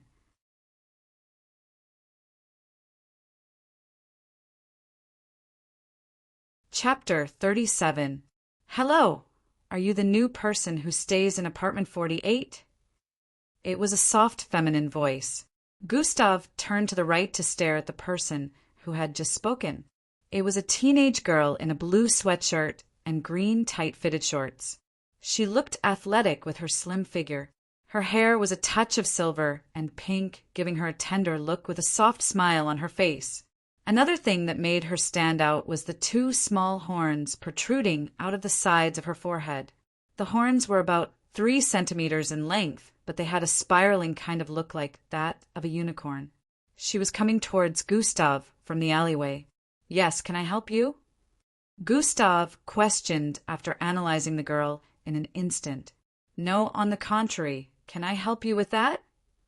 The teenage girl pointed at the box in Gustav's hand while speaking. "No thanks, I'm all right," Gustav replied while turning around to head towards the stairs. The girl was surprised at Gustav's uninterested and aloof look. Gustav started climbing the stairs. Surprisingly, the girl followed him. "Hold on, I also live here. We're going to be neighbors, so let me at least assist you," she called out to Gustav from behind. "No assistance needed," Gustav replied without looking back. The girl, who was obviously a stubborn type, ran to Gustav's front and turned to face him while climbing the stairs in a backward motion. "I'm Angie, nice to meet you. I also stay on the last floor," the girl said with a cute smile hung on her face. "Nice to meet you also, Angie," Gustav replied while turning towards the left and climbing up the stairs faster. He passed by Angie's side as he ascended. "Hold on, what about you? What's your name?" Angie questioned Gustav, who had already climbed past her. Gustav froze for an instant before he continued, climbing upwards again. "Gustav." The tone of his voice was low but audible. "Gustav? Nice name." Angie giggled lightly and ran up the stairs to stand before Gustav again. "Come on, let me assist you with that," Angie proposed again. "No assistance needed," Gustav said again before turning towards the left and climbing upwards to pass by her side. "Tom! Tom! Tom! Tom!" She ran up the stairs again and blocked Gustav. Come on, we're going to be neighbors. We have to be nice to one another, she said while trying to grab the box from Gustav.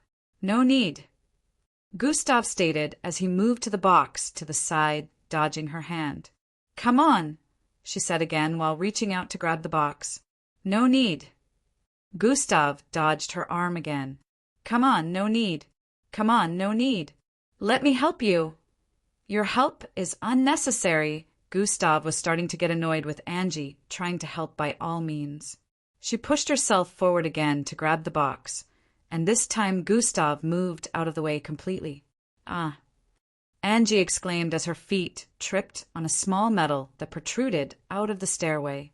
Before she knew what was happening, she had lost her balance, and her body was falling forward.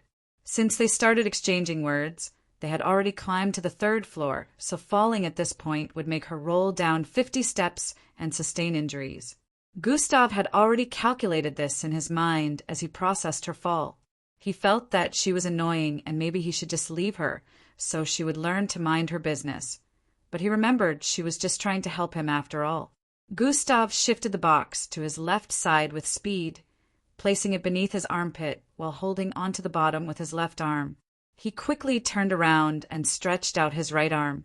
Angie, who was currently falling towards the stairs with her eyes closed due to fear, suddenly felt an arm wrap around her tummy region, preventing her from falling. Ah! She exclaimed in surprise while opening her eyes to see her body a few feet away from colliding with the stairs. She turned her face to the side and stared at the owner of the arm, which happened to be Gustav. Watch where you're going, Gustav said in a low tone while pulling her up. At this moment, Angie felt a wave of embarrassment welling up from within.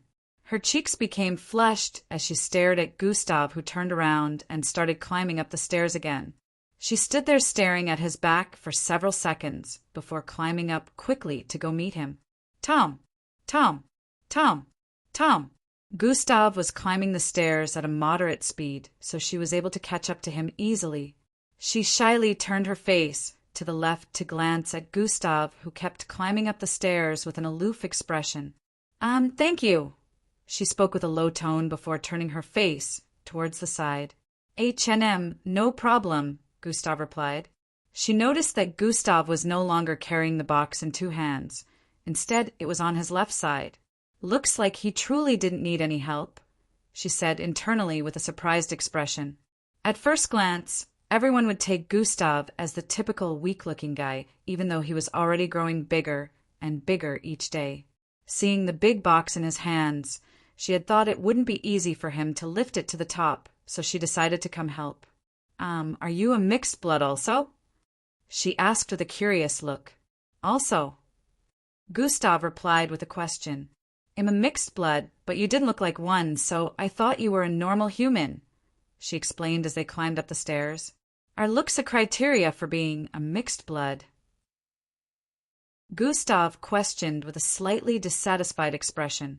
No, that wasn't what I meant. It's just that I've always wanted to help the weak with my strength as a mixed blood, and I noticed you. Sorry if I have upset you. She noticed that as she spoke more and more, Gustav's face was turning sour, so she decided to stop and apologize. It's all right, Gustav replied. Her explanation was reminding him of his old self, which was why he had a sour expression earlier. The world doesn't deserve any heroes. Just try to survive first, because without enough power your life is not really in your hands. This was Gustav's thought process after remembering the situation with Hung Jo and the rest. His death would have been swept under the rug had they killed him there due to their powerful backgrounds, but him killing Paul and causing Hung Jo's current state stirred up a lot within the city. He would probably have been caught and killed if not for Miss Amy, which was why his current thought process was to climb to the pinnacle of power on this planet, so no one would ever be able to control his fate or life again. I saw you on the bus earlier. You attend Echelon Academy, don't you? Angie broke the silence after a while. Gustav nodded in affirmation, but was wondering why she would ask a question that had such an obvious answer since he was currently still in school uniform. That's great. I attend Blackrock schools, Angie said with a smile. Gustav remembered Blackrock schools, since it wasn't too far from Echelon Academy.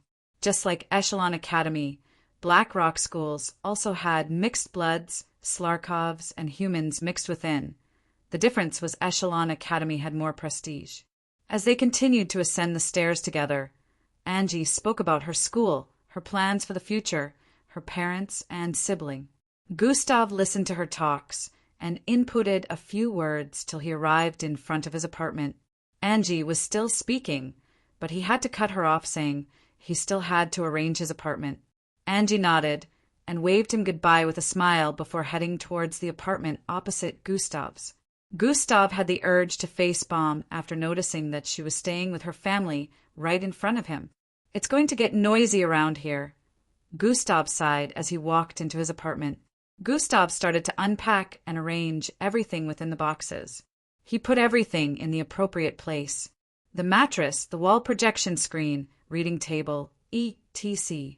He used Sprint twice to make his work faster, and in 30 minutes he was done. He stared at the apartment with a smile. On the walls of the living room was a projection of the seas that glowed. It gave off a calming feeling. The black and red leather cushions in the middle of the room. A reading table placed on the northwest corner of the living room with a circular glass-like web board placed on it. A shelf was placed at the south corner of the room. Gustav was satisfied to see everything structured the way he wanted. His face suddenly shone a frown. "I still need to go pick them up." "I can't leave them there. They belong to me after all," Gustav sighed as he spoke. He remembered leaving some of the clothes he had gotten during this period. He put them in the small closet inside his former room in his parents' house. He didn't want to go back there again initially, but now he had to. There were just some clothes, and he could easily buy them back, but he didn't want to leave any trace of himself in that house. Gustav walked out of his newly rented apartment and went downstairs. At this time it was already past 7 p.m.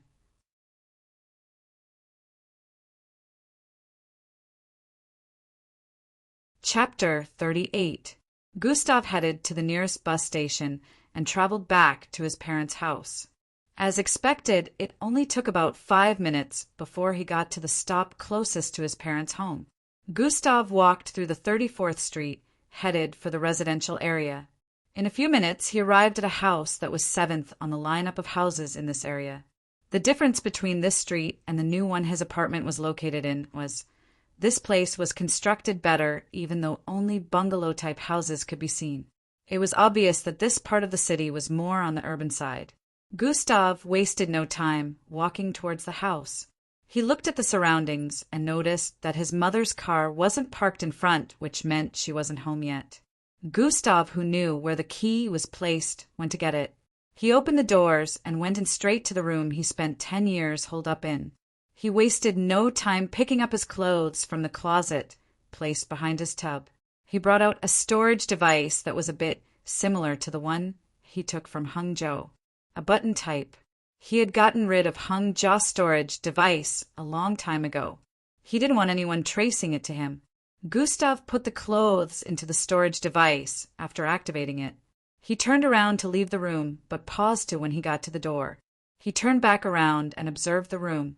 He walked back towards the tub he had been sleeping in for years and placed his hand on it. He rubbed the edge slightly. "I won't miss you." He turned around after muttering those words and walked out of the room. Gustav walked through the small passageway and was headed towards the door when he sensed something. Come, come." He could hear the sounds of footsteps coming from outside. "Looks like they've arrived," Gustav muttered as the door was pushed open. 2 people walked in. They were none other than Gustav's mother and his junior brother, Endrik. They stared at Gustav, who was just coming from the passageway on the other end, for a moment before heading towards the couch to sit. They ignored Gustav, who kept walking towards the door. "This trash. You know your brother hasn't been coming back home on time, and you never even showed any concern." Gustav's mother shouted out with a twisted look. "Mother, why do you bother initiating conversation with him?" Endrik crossed his legs with swag as he spoke in a cool voice. Gustav had paused his steps after hearing them speak. The trash has to be useful for something at least. Let him show concern. Gustav's mother voiced out once again. Hey, useless, my only son has received a scholarship to attend MBO Academy for Young Mixed Bloods and is now getting personal training from an Echo-ranked mixed blood. Gustav's mother added with a prideful glare. Oh, is that why they've been coming late all this time? Gustav put two and two together. You should come and congratulate him. Be good for one thing, even though we all know you're useless. Gustav's mom kept flapping her gums without stop as she praised Endrik. Gustav was standing a few feet away from them. He stood there for several seconds with a dark look on his face before finally saying something. Good for him. Gustav resumed walking towards the door. He passed behind where they were seated on the couch. A smile hung on his face as he spoke again. Congratulations! The look on Gustav's face when he congratulated Endrik was that of unconcern. The smile had a kind of ridiculing element in it. Step, step, step, step. Gustav resumed, walking forward after saying that. Hey, you should be on your knees when telling me that. Endrik stated with a disgusted expression. He felt disgusted by the fact that Gustav didn't have the same jealous look he used to whenever he stared at him. That look of reverence was no longer there.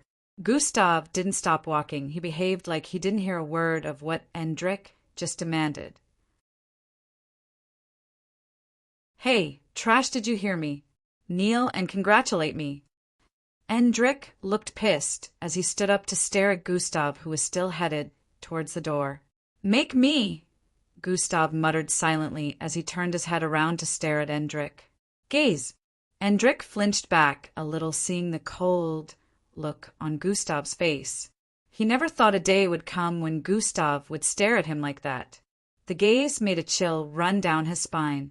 Why does he look so fierce all of a sudden? Endrik couldn't wrap his head around the sudden change. Gustav turned back to face the door as he arrived before it and stretched out his hand to open it. All of a sudden a strange force descended upon Gustav, causing him to pause in his movements. I said kneel. Endrik shouted out again. He seemed to have regained his spine. He was cursing himself internally for getting scared of Gustav. How can I be afraid of trash? Endrik's right hand was outstretched towards Gustav's direction. Gustav felt the same strange force wrapping around his shoulders and forcibly pushing him downwards. He recognized this power was Endrik's. Gustav's knees bent slightly due to the sudden force, but in a second he straightened himself back up, using his shoulders to push the invisible force upwards. Endrik was surprised to see that Gustav wasn't falling to his knees as he had expected. What is happening? Isn't Endrik using his powers now? How is Gustav still standing? Their mother could see Endrik stretching out his hand, which meant he was using his powers, but she didn't understand why she was still seeing the same casual look on Gustav's face like he was unaffected. How is he able to resist my telekinesis? Endrik started walking towards Gustav as he increased the output of his telekinesis. Gustav felt the force pressing onto his shoulder increase. The floor below was starting to creak due to the increase in weight. This should be around 1,000 kilograms of force. Gustav calculated as he turned around and started walking towards Endrik. If this was Gustav's old self, that amount of force bearing down on his shoulders would crush him. Step, step, step, step. With every step Gustav took, the shock on Endrik's and their mother's faces increased. How? Endrik channeled his bloodline even more, increasing the force beyond what it was earlier. Gustav paused for an instant while looking down as his face turned dark. He raised his right foot and placed it in front of his left before doing the same for his left. I have tolerated your excesses as my little brother for a long time. Gustav spoke with an aggrieved tone. Left you to do as you pleased with me since I was unable to fight back. I was a pathetic big brother, wasn't I? Well, that ends today. He voiced out as he arrived in front of Endrik, who still had his arm outstretched. As your senior brother, I shall give you what you rightfully deserve when you disrespect an older person," Gustav added as he stared at Endrik in the eyes. Endrik had his widened from shock, but before he could open his mouth to speak, he noticed Gustav's palm swinging towards his left cheek. It was way too fast for him to follow, and before he could react to the speed, contact was made. "Pa!" A loud slap resounded in the sitting room as Endrik was sent flying towards the far end of the living room. Bang! His back slammed into the wall on the other end as his mouth hung open with his back arched in. His body stayed in that position for a while as his face showed pain and confusion before his body slid towards the floor. "Since you want these useless parents so bad, you can have them for yourself," Gustav voiced out as he turned around. His mother was still seated on the sofa with her mouth wide open. It was as if a movie was playing out before her. He is able to resist Endrik's telekinesis? Where did he get the strength to perform such feats? Her mind couldn't comprehend what had just happened.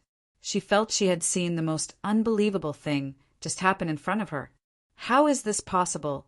Isn't this the same trash I gave birth to? She couldn't react properly to the incident, and she kept staring at Gustav, wondering if he was another person in disguise. Gustav started walking towards the door once again. "As from today onwards, we are not family. If ever cross paths in the future, I will treat you people as I treat everyone else," Gustav said as he got to the door. "We share no tie or relationship, and it will remain that way."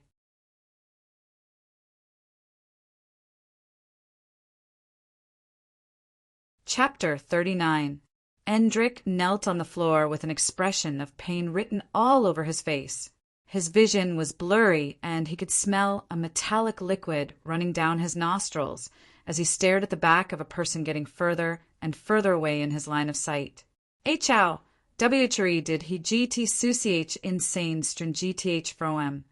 Endrik felt drowsy from receiving a slap from Gustav. He could see about 3 Gustavs walking towards the door while issuing a warning that he couldn't hear properly due to the ringing in his left ear caused by the stinging slap. Gustav opened the door, walked out after voicing out his earlier words. His mother was still seated for many seconds before she remembered that her beloved son was still laying on the floor at the other end of the living room. She quickly stood up and ran to Endrik. She had tears in her eyes as she saw Endrik kneeling on the floor with blood oozing out of his nose and his left eye swollen. "Oh, Endrik, are you?" She squatted and tried helping him up, but Endrik pushed her away and forcibly stood up. "Don't touch me." He had a look of humiliation on his face as he walked towards his room. Their mother, who fell on her, but after Endrik pushed her away, gritted her teeth with a crazed expression. She couldn't wrap her head around what just happened even after some time had passed. "That trash dares to touch my precious boy," she muttered with a look of craziness. In a few minutes, Gustav had gotten back to his newly rented apartment. He stood inside his apartment with a smile on his face. He didn't feel choked or uncomfortable in this new environment in any way. When he was staying with his parents, he was always in the room he was given. But even with that, the environment was choking. Even when he hardly saw the family he stayed with, and yet the environment was still very inconvenient for him. But now that was no longer the case. He felt he would finally be able to create nice memories in a place he could truly call home. Gustav walked into his room and changed into pajamas after placing his clothes in his new closet. He calculated his expenses for the day and noted that he had around 150,000 rad left. It was an amount that could last him an entire year, but after listening to Miss Amy's speech in the dojo the other day, Gustav had decided to accumulate wealth before joining the MBO since it might be needed. The only problem was how to go about it. The goal he had in mind for the week now was to make extensive research on the best way to use his abilities to make some cash. He could do things his parents couldn't do since both of them never surpassed the Zulu rank, and he believed that with his current strength he should be among the strongest Zulu ranked in the city right now. It was getting late, but Gustav wasn't in the mood to sleep yet. He walked towards the living room and went to his reading table. Gustav sat on the chair placed in front and tapped twice on the glass-like, circular board. Troyan, a holographic projection of a keyboard and a virtual screen appeared above the glass-like board. This was a modern-age computer. It could be taken anywhere since it was very portable. It could also decrease to a pocket size. Gustav had only made use of one in the school, so he wasn't as experienced as others in using the web, but he had decided to learn. Connect to nearest hotspot. Yes, Gustav muttered out these words before tapping his index finger on the yes button that appeared in the air. 3 days later, Gustav was starting to get used to living in this new environment. He had been heading to school with Angie for the past 3 days. He had met Angie's parents, and they were the nice type, just as he expected since their daughter was the same. Her father was a pure Slarkov. Angie got her horns from him, while her mother was a pure human. It was hard to find pure humans and Slarkovs these days, so Gustav was surprised. Angie's parents also happened to work in a laboratory close to the heart of Plankton City. She had a junior brother who was around the same age as Endrik. Surprisingly, he had the opposite of Endrik's character and was even a shy type. Gustav had met some other neighbors during this time. Most were pretty neutral with their attitude towards him. This made Gustav feel like he was in a different world entirely. Does this mean that poor people are the nicest? If that's the case, why are my parents the opposite? Gustav could never wrap his head around this, and sometimes when he thought about it, he would develop a headache, so he just decided to stop thinking about how the world works and focus on his own. Gustav had continued his training with Miss Amy in Gami Dojo. Gustav's feet had already traveled across the 3 floors of the dojo. Whenever he bumped into any one of his age mates practicing there, they would have a look of reverence. More of them had approached him to be his friend, but Gustav still accepted no friendships. Internally, he felt this situation wasn't good. No one was coming to look for his trouble. How was he going to receive future compensations? But Gustav also knew that it was only a matter of time before that happened, because he had noticed that some of them still had looks of dissatisfaction when they saw him. He knew it was only a matter of time before one of those proud kids would come to challenge him again, and Gustav had sworn in his heart that this time he would receive a larger compensation than he collected from Masuba. Gustav had been researching for jobs he could do to amass more money for the past few days, and he had found several on the internet. The only problem was most of them were full-time works, and it was impossible for him to drop out of school right now. It was 8 p.m. right now. Gustav laid on his bed like a log of wood and sighed.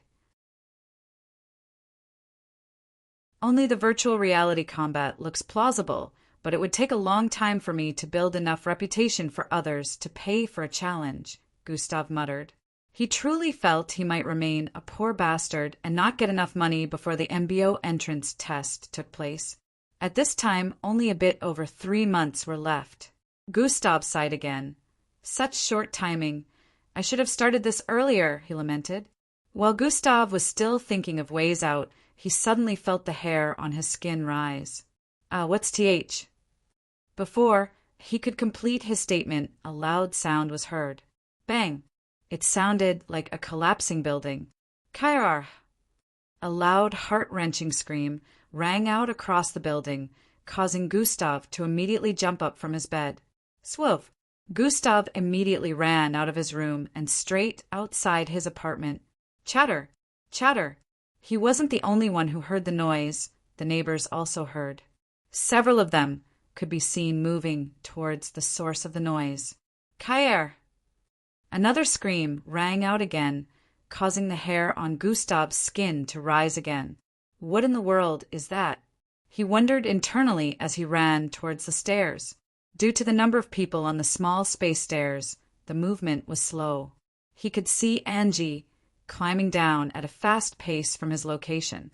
They were about 6 to 7 people before him and her. Gustav turned back around and ran into the passageway. In a few seconds, he arrived at the door that led to the balcony. He wasted no time in pushing it open. Gustav walked in at a fast pace and moved toward the edge of the balcony, which was 20 feet away. He stood before the edge and looked down at the ground from this height. He could sense that the disturbance was coming from the ground floor because he could see people moving towards the apartment there. Gustav breathed in before jumping several feet forward.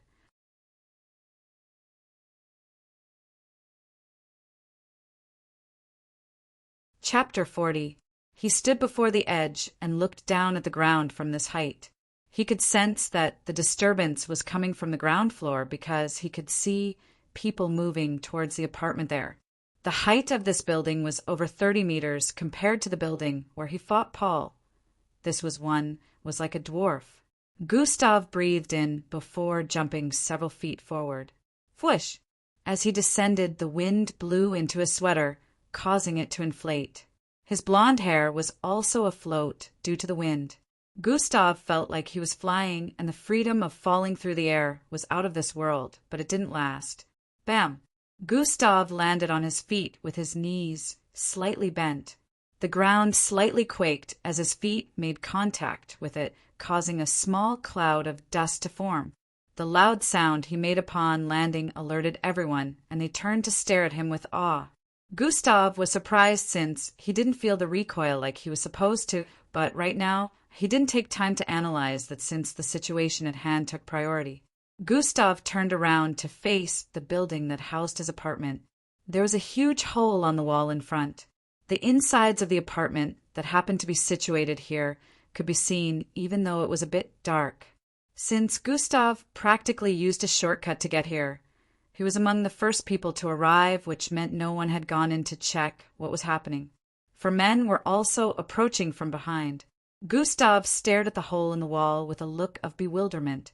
His perception was able to spread out more than 20 meters around him, so he could sense something moving within the apartment. That's not human. As Gustav perceived this, a man from behind ran past Gustav towards the hole. The man was only a few feet away from getting to the hole when he suddenly felt a pull from behind. He turned around to see a teenage boy with blonde hair holding onto his right arm. Before he could even react, he was lifted and pulled back with force. Gustav was the one who pulled the man back, which dumbfounded a lot of people around, but before they could say anything, bang! The hole in the wall blasted open wider than before. Debris was sent flying in all directions. Had Gustav not pulled the man back, some of the debris would have made contact with him. But right now everyone's eyes were focused on what came out of the hole. And what came out of it was something Gustav had never come across before since the time of his birth. Tom! Tom! Tom! The sound of the heavy footsteps resounded in everyone's ear, while the visuals of what came out of the hole gave them a huge fright. It was a 5-meter tall creature with brown furs all over its body and dark red eyes. It stood like a human on 2 legs that were bent backward, for sharp claws dripping with blood could be seen on both its paws, and its body had a kind of robust physique. Its facial look was similar to a wolf, while its body was a bit similar to a bear's due to its robustness. Thud! An arm that had been uprooted from a shoulder dropped from the mouth of the creature. It was dripping with fresh blood. Kyar! Blood wolf mixed breed! Someone call the cops! The entire place became chaotic immediately after the source of the disturbance was revealed. People started running from place to place in fear. So this is how a mixed breed looks? Gustav had only read about them, but he had never seen how they looked. It didn't cross his mind to check it out on the web, since he had been busy trying to find a job in the last 3 days. The mixed breed glared at people in the vicinity and started walking forward. About 20 people had gathered around here, but none of them were mixed bloods. They were mostly normal humans. Gustav and the mixed breed exchanged glances. Grrhhh. The mixed breed growled with a fierce look as blood dripped from its fangs that were about 9 inches long. The men behind Gustav had looks of wariness and were slowly moving back as the blood wolf mixed breed stepped forward. Some people had gone to carry anything they could use as a weapon, even though they knew it was futile when facing a mixed breed. Gustav observed the creature for a few more seconds. I can take it, he said internally, but before he could step forward, someone ran to his front from behind. She stood in front of him. It was a beautiful teenage girl, sporting silver and pink hair. Angie, what are you doing? Gustav exclaimed after noticing that it was Angie. I will take it on till the cops arrive. Please get the others to safety, Angie said with a fierce look. At this moment, there was no smile on her face. She looked even more strong-willed than the men around. Before Gustav could reply to her, she had already dashed towards the Blood Wolf mixed breed. The Blood Wolf mixed breed also ran towards her after noticing that it had a challenger.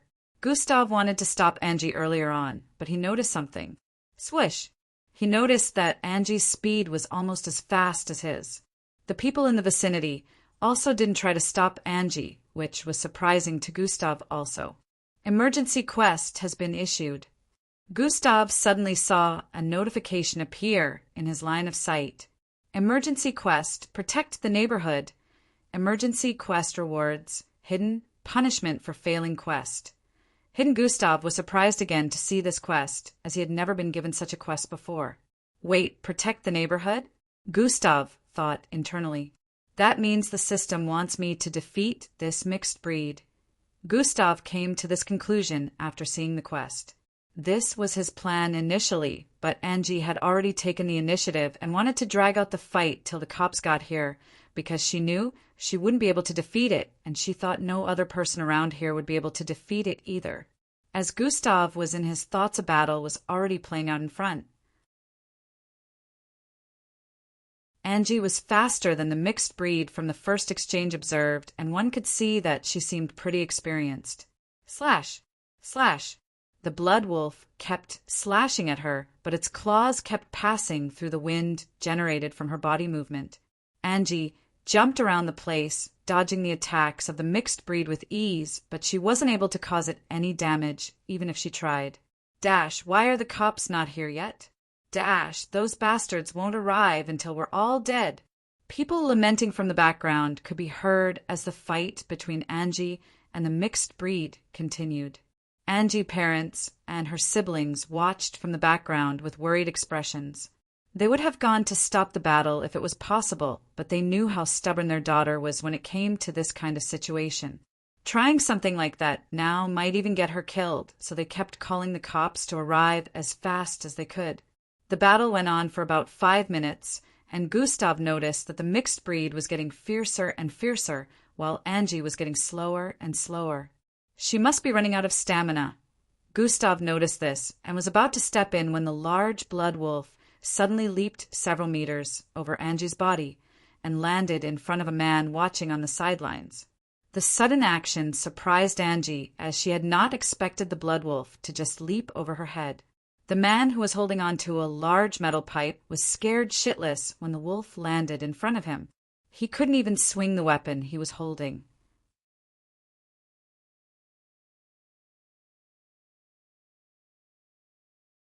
Chapter 41. Angie turned around immediately. In her eyes was a look of dread. Swish! She dashed towards the blood wolf and the man, who were about 100 feet away from her position. But immediately she dashed out, the blood wolf had already raised its paws and was already slashing his claws down towards the body of the man. Even though Angie's speed was great, she could only cover about 40 feet in a second, which meant it would take her close to 3 seconds to cross 100 feet, but the blood wolf only needed a second for his attack to make contact with the man. Gustav, who happened to be closer to Angie's side, finally moved. If he harms even one of them, it means I will fail the quest, Gustav said internally. Sprint has been activated. Dash 20 full. Gustav sucked in air into his lungs as he slightly crouched. The entire scene had turned quiet again, and even with Angie's great speed, her movement was like a tortoise to Gustav right now. The claws of the blood wolf were slowly descending upon the man's head and were only a few inches away from making contact. The people in the neighborhood had their mouths opened in fright as their lips slowly circulated, proving that they were speaking, but in slow motion. Swish! Gustav dashed towards the blood wolf. He passed Angie's side and arrived at the left side of the wolf, whose claws were already close to the neck of the man. Gustav was like a dwarf before the blood wolf. He threw a fierce jab towards its side. Bam! His fist made contact with the blood wolf left rib area.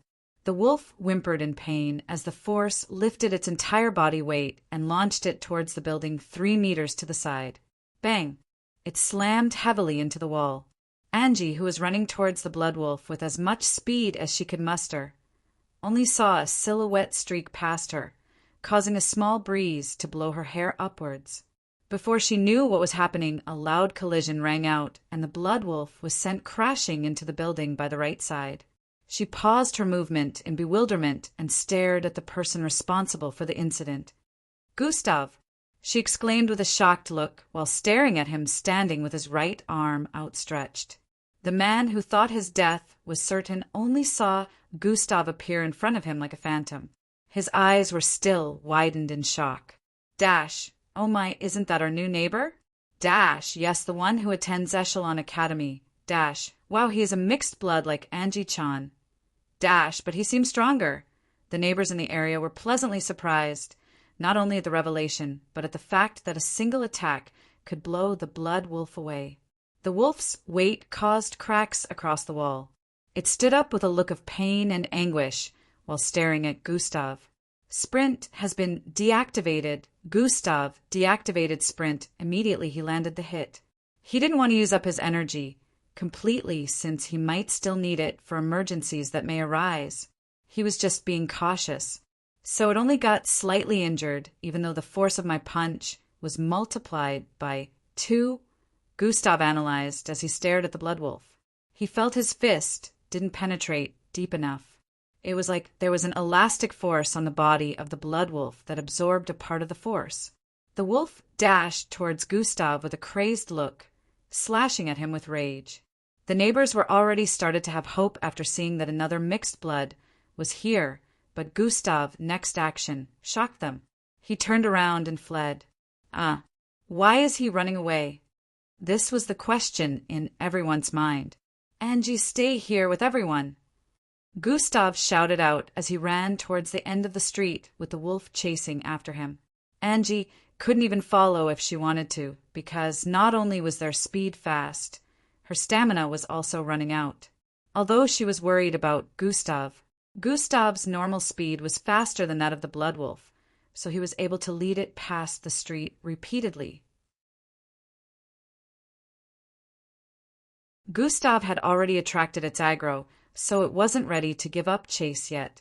Also, sometimes Gustav would slow down so the blood wolf would think it was catching up, only for him to speed off again. This game of tag continued until they left the residential area and started transversing through the sparse forest behind. Swoosh! Swish! They dashed past several trees on the side. They got farther ahead to where the trees were starting to increase in number.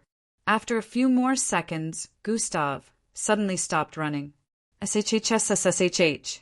Due to the sudden pause, Gustav slid a few inches forward, but he used that to turn around. The blood wolf also paused. In its mind, it wondered why its prey would suddenly stop running. It had a look of delight as it felt Gustav was probably tired of escaping and had decided to accept his death. The blood wolf licked its lips as it moved slowly towards Gustav. All of a sudden, it saw Gustav smiling at it, which baffled it. "Finally, I can test this out. Thank you for being my first test subject," Gustav said with a wide grin plastered on his face. The blood wolf couldn't understand what Gustav was saying, but its senses were telling it that this person in front was dangerous. But looking at Gustav from head to toe, he could only see him as a weak-looking person until it heard Gustav mutter something. Beast transformation bloodline. Right before its very eyes, the blood wolf watched Gustav's body start expanding. Partial mutated bull transformation has been activated. Gustav saw the notification appear in his line of sight as his muscles bugled, tearing open his sweater. His back became broader as his skin started turning red, and 2 elongated horns grew out from the sides of his skull. Only took about 3 seconds before he transformed completely. He was now close to 2 meters in height. His sweater had expanded to the point that some parts had torn apart. Bulging muscles, broad chest like that of a gorilla, 7 inches tusks, 2 horns. Gustav looked extremely intimidating right now, even though he wasn't as tall as the Blood Wolf. The Blood Wolf stared at him with a wary look, but at the same time, it wasn't ready to back down. I've been wanting to couple this with my current strength and see how strong I would become. You're the perfect test subject, Gustav stated with a thick voice as he walked forward. Gustav knew that without the use of sprint or any speed-related ability, it would be almost impossible to defeat the Blood Wolf, so he decided to lead it to an empty place, so he would finally be able to test out the beast transformation bloodline away from the eyes of others. Also, if he kept using sprint, his energy would be spent in 4 seconds. Awoo!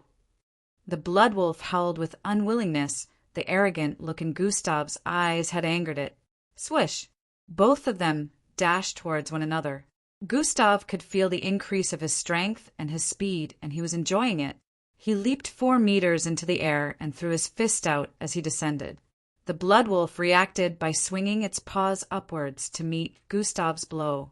Gustav twisted his body sideways in midair, dodging the claws of the Blood Wolf as his fist descended upon its head. Bam!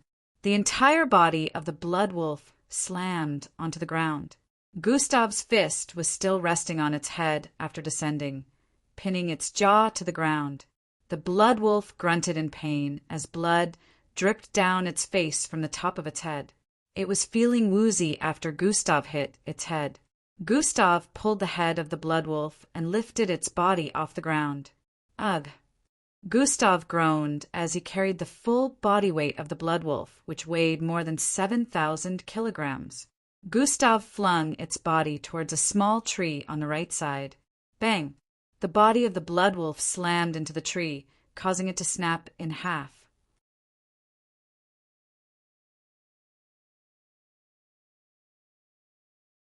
Chapter 42. Bam! The weight of the Blood Wolf caused the tree to come crashing down. Gustav purposely attacked its head first, because he knew the elasticity of its skin would make it harder to defeat the mixed-breed creature quickly.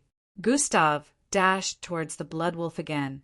The Blood Wolf eyes were still woozy from the attacks, but it quickly stood up before Gustav's next attack could arrive. Awoo! It howled again as it dashed towards Gustav. Slash! Slash! The Blood Wolf threw out several consecutive slashes towards Gustav. Gustav was able to dodge them with ease, but the wolf seemed to be protecting its head against Gustav, so he wouldn't get the opportunity to attack it again. Gustav had to settle for attacking its body for the time being. Bam! Bam! Gustav slapped the right paw of the Blood Wolf to his left, causing it to spread its arm apart. Its right chest was opened for a split second. Gustav wasted no time in sending out his palm toward its chest after creating an opening. Palm strike activated. Bam!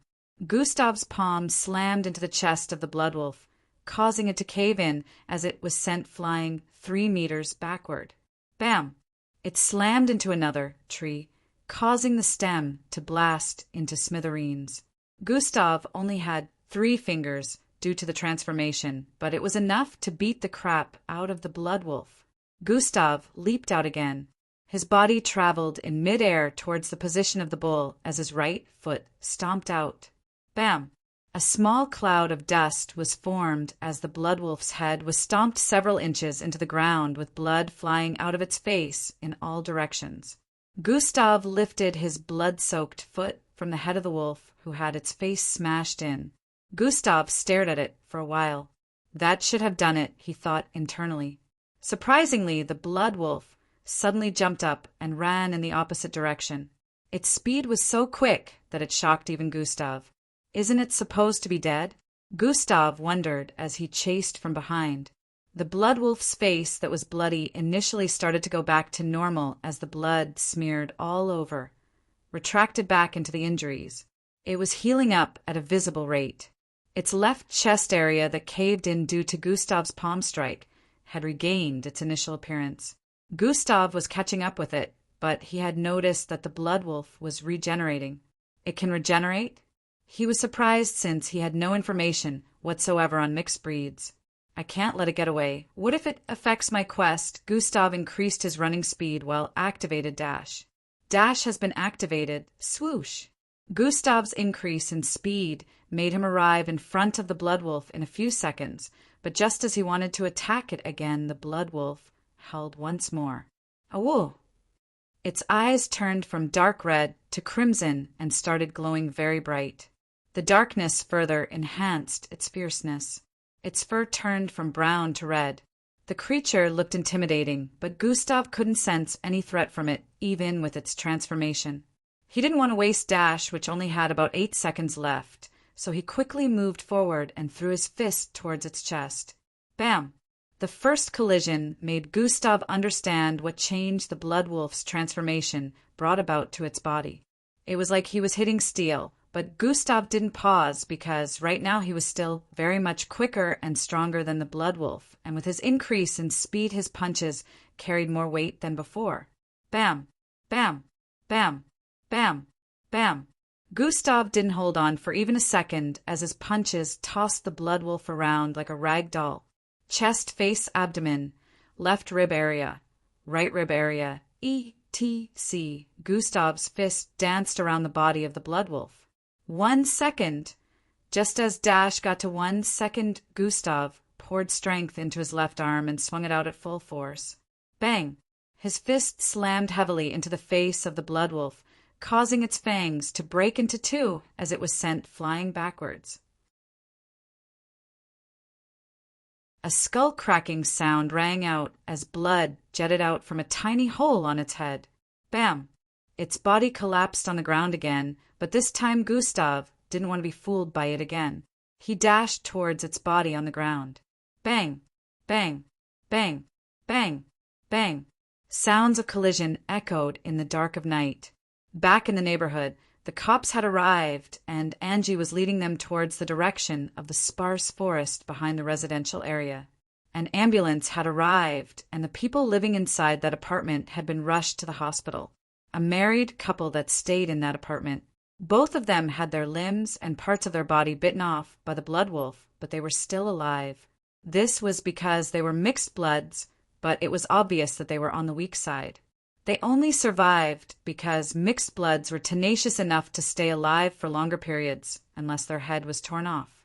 Normally, they would just be given a healing pill to help regrow their limbs, but due to the late arrival of the health department, they had already lost too much blood and energy, so some health procedures needed to be put in place first before they could give them the pill.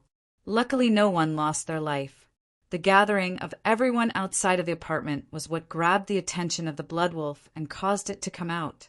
The cops were dressed in some black, armored-looking suits, carrying some technological-looking weapons with them. The suit had blue lines all over the body that glowed in the dark of the night as they transversed towards the sparse forest region. They had a sci-fi-like helmet covering their heads. That person must be dead already, Chief. Why are we bothering to do this? And he lead the mixed breed away. There's no way we're going to find it. One of the male cops voiced out, he's not dead. He's a mixed blood, so I'm sure he cannot die easily. Angie voiced out with a dissatisfied look as glared the male cops with a thin frame. It doesn't matter if he's a mixed blood. That's a level 2 mixed breed. Only a step 3 Zulu, ranked mixed blood, can defeat it. Is he a step 4? From your description, he's just a kid around your age. He's definitely. Before the male could complete his statement, the cop at the front interrupted. I can sense a person up ahead, approximately at our 10 o'clock, 78 meters away. It was a female voice. The rest of them had looks of bafflement because they didn't hear her say animal. They heard her say person. At this point, they were already transversing through the forest of sparse trees. It has to be Gustav. Angie prayed internally because she was starting to get scared after hearing the statement of the cop. She could already tell that Gustav was a Zulu ranked, which shocked her greatly, but she didn't think he would be step 3. Subject is approaching. I repeat, subject is approaching. The female in front was the one with the scanner, reading the environment around them. After a few more minutes of running, they could see a silhouette coming towards their direction up ahead. In a few more seconds, they could finally see the figure of the person, clearly who happened to be a teenage boy with dirty blonde hair and torn blue sweater stained with blood. "Gustav!" Angie shouted out as she ran with a face full of smiles. The cops wanted to stop her at first, since they were supposed to inspect him first, but she was too fast for them. She arrived before Gustav and locked him in a tight embrace. Gustav's eyes widened as received an embrace from the opposite sex, for the first time in his life. Her arms were wrapped around his back and her chest pressed tightly to his, with his face only a few centimeters away from the side of her neck. The warmth and her body fragrance were nothing like he had ever felt before. It was sending such electricity to his brains that he forgot to return the embrace, and for that short moment his mind was disconnected from the world. "Hey, are you all right?" Angie moved back and held his shoulders as she questioned with a look of concern. Gustav finally snapped out of his reverie and nodded slightly. "Hey boy, how are you still alive?" The same man who was speaking earlier questioned, but just as he did, he received a punch from one of the cops in front. "Be polite." Another feminine voice was heard as one of them walked forward while removing the helmet on her head. A beautiful feminine face was revealed. "Chief, why did you hit me?" The man grunted out in pain as he held his chest. "Shut up," she said as she walked towards Gustav and Angie. "Are you all right?" She questioned. Gustav stared at the beautiful female, who sported red hair with white strands. "I'm good," he answered. "You're not hurt anywhere? Or do we have to call medic?" She questioned again. "I said I'm fine," Gustav answered with a slightly pissed-off look. "Good. Where did the mixed breed escape to? Tell us the direction so we can go after it," she demanded. They felt the mixed breed must have fled after sensing them approaching, since mixed breeds had good senses. "Escaped?" Gustav questioned. "Yes, and which direction did it escape to?" She repeated her question. "It didn't escape, I killed it," Gustav answered with an aloof expression. Silence. Everyone stared at him with disbelieving expressions, as if he had just spouted out nonsense. "Hey, boy, are you having some kind of brain malfunction or something? You're wasting our time. In which direction did it head to?" The same man shouted out from the background again. "I just told you that I killed it." Gustav spoke while bringing out the storage button in his pocket. "Tap." He tapped on it twice and also tapped a part of the holographic projection that appeared above it. Zing! The battered corpse of the blood wolf appeared with a flash of blue light. "What?" Everyone stared at the body of the blood wolf with a look of bewilderment.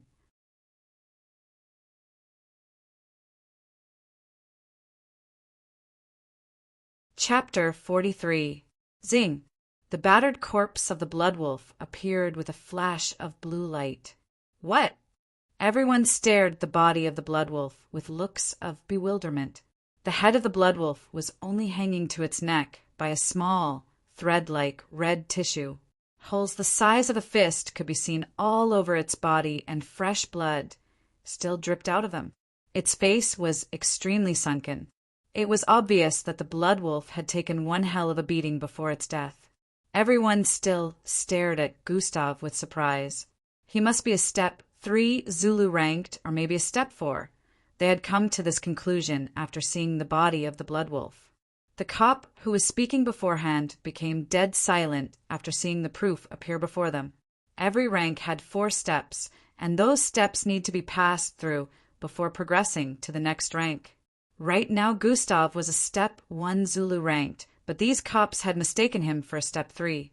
This really surprised them because they felt only kids with high-graded bloodlines would be able to reach step 4 so fast, and this part of the city was more on the rural side. It was impossible to find a mixed blood with a very high-graded bloodline here. Even Angie was only D-grade. The reason she was able to go against the blood wolf was due to her bloodline ability being speed-related. When Angie was first born, she had 1 horn, but later she grew another, and when that happened she became faster in speed. She wasn't even Zulu-ranked mixed blood, yet her speed was close to that of Gustav's. That device in his hand, the woman who happened to the leader noticed the storage button. "You attend Echelon Academy?" the woman inquired. "Yes, any problem with that?" Gustav replied while putting the body of the wolf back in his storage device with a slight scoff escaping his mouth. That makes sense now, she thought internally. Echelon Academy has always been known to be the best in raising mixed bloods and also having high-graded ones. If it was another school within the city, she would still be in disbelief, but Echelon Academy was said to have the best students with potential. She had no idea that Gustav was just an E+ grade right now. The other officers, too, thought it made sense. "I am Officer Betty, and these are my subordinates." The woman finally introduced herself and reached out her hand to shake Gustav. Gustav returned the handshake and turned to the side to leave. "Let's go, Angie," he said as he walked forward. "Please wait. Would you like to give us the corpse of the blood wolf for inspection?" Officer Betty asked. "No." Gustav answered without looking back. Angie followed beside him and stared at the side of his face occasionally. She could sense that Gustav didn't like being around people, and it bothered her, but she didn't want to intrude, so she decided not to ask for now. "Such arrogant bastard." "That's the way they all are," one of the men voiced out from the side as watched Gustav leave with Angie. This made them further believe that Gustav was truly a student of Echelon Academy, as it has been said to be a school where arrogant brats attend. "Well, we can't do anything about it. He did kill it himself," Officer Betty said. "I wish I was that powerful without having to use these tools." One of the men sighed in dissatisfaction and adoration as he stared at the departing Gustav. "What is going on with these creatures nowadays, Chief? I wonder how they keep getting in." The man with the thin frame spoke. "No one knows. HQ won't send us more troops to work with and conduct a proper investigation since this place happens to be on the more local side. Also, this should be the work of the MBO, but those bastards won't bother showing up for things like this." Officer Betty brought out a cigarette and lit it as she spoke. Puff! Her look of frustration calmed a bit as she blew out a small cloud of smoke from her mouth and nostrils. "Chief, we're still on duty," one of the men reminded her. "Shut up," she said, and threw the cigarette to the floor. "We still need to write down a report, so Sam, Brian, and Mika, go ask the neighbors about the incident. Fred and Rain, scout this area." Officer Betty gave out those set of instructions and started walking in the direction of Gustav and Angie. The police force was different from the MBO. They had different duties. MBO dealt with anything related to Bloodline, while the police force was equipped to deal with normal crimes. What happened in this neighborhood was supposed to be dealt with by the MBO, but the neighborhood didn't think of calling the MBO because it would be a waste of time. The MBO detested this part of the city, and when it came to weak monsters like a level 2 mixed breed, they would ignore it, feeling it was beneath them to bother themselves with such weak creatures. Most of the officers in the police force were low-ranked mixed bloods. A lot of them didn't surpass the Zulu rank, including the bunch that arrived here. Some of them never even got to channel their bloodline past the 3rd point, but their equipment and technological arms made up for that. Still, the police force was seen as low due to this factor, and most failed mixed bloods tend to go for it rather than trying to join the MBO. Gustav and Angie discussed the incident on the way back to the neighborhood, and Gustav realized that this wasn't the first time this was happening. It had been happening for a while now. Occasionally mixed breeds would find a way to cross the border, and this part of the city always suffered from that. She even added that residents around this area had lost their lives to such incidents in the past. This had Gustav wondering how such a situation had been happening, but was unknown to the general public. Was never broadcasted by any news channel. Neither was it seen on any media platforms. Did they not complain to the authorities? How did such situations get swept under the rugs? Gustav couldn't understand how and why the situation hadn't been rectified. Angie explained to him that the situation only occurred occasionally, and since the mixed breeds never infiltrated past the edge of the city. The government were all right with it. Even though 1 or 2 people died, it wasn't a big deal for them. Gustav had always known that society was shitty, so he wasn't all too surprised by this. They later arrived in the neighborhood, and everywhere became chaotic again after the neighbors saw that Gustav was all right. Right now, up to 50 people within the neighborhood had gathered around their building. People started thanking Gustav for leading the blood wolf away.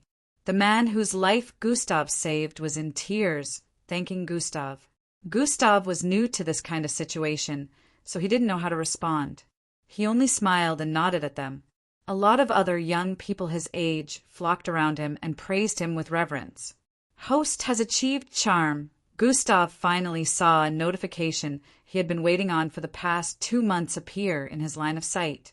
He couldn't express the way he felt at this time, but it wasn't a bad feeling in any way. Till around 10 p.m. in the evening before things settled down.